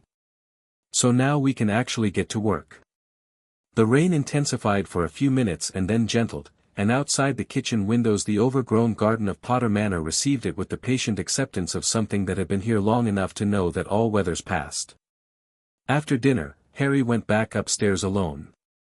He went to the east wing, back up the narrow staircase, back into the study. It was darker now, the lamps running low on whatever preservation charm powered them, and he lit his wand and moved slowly around the room, looking at everything again in the specific way you looked at things you intended to return to. He stood at his mother's desk for a long time. He picked up the letter addressed in Snape's handwriting and looked at it, and then he put it back, carefully, in the bottom of the drawer. Not yet. That one required a different kind of readiness. He looked at the last paper his mother had written, the theoretical framework with the date October 25th in the corner, and he read it one more time. The anchoring mechanism. The child at the center of the protection. If we use Harry as the anchor, the child as the central point of the charm rather than the keeper, the secret might survive anything. Even us. She'd written even us and then kept working. He looked at that for a long time. He thought about being a year old in this house, not in Godric's Hollow, where the world insisted his story had started, but here, where his family actually lived, where these two people had worked at these two desks in this secret study behind a bookcase, building something together. He thought about being the anchor of a charm that had survived the death of the person who cast it because the person who cast it had understood, on some profound theoretical level, what she was doing. He thought about the estate stone on his wrist, pulsing quietly, warm against his pulse. We stand in the open. We do not hide. He wasn't hiding anything. He wasn't managing anything. He was here, in the house that had been waiting for him, with the people who had chosen him and whom he'd chosen back, with his parents' work in his hands and a clear sense of what needed to be done with it. It was enough. For right now, in this moment, with the rain running down the old windows and the lamps burning low, it was entirely enough.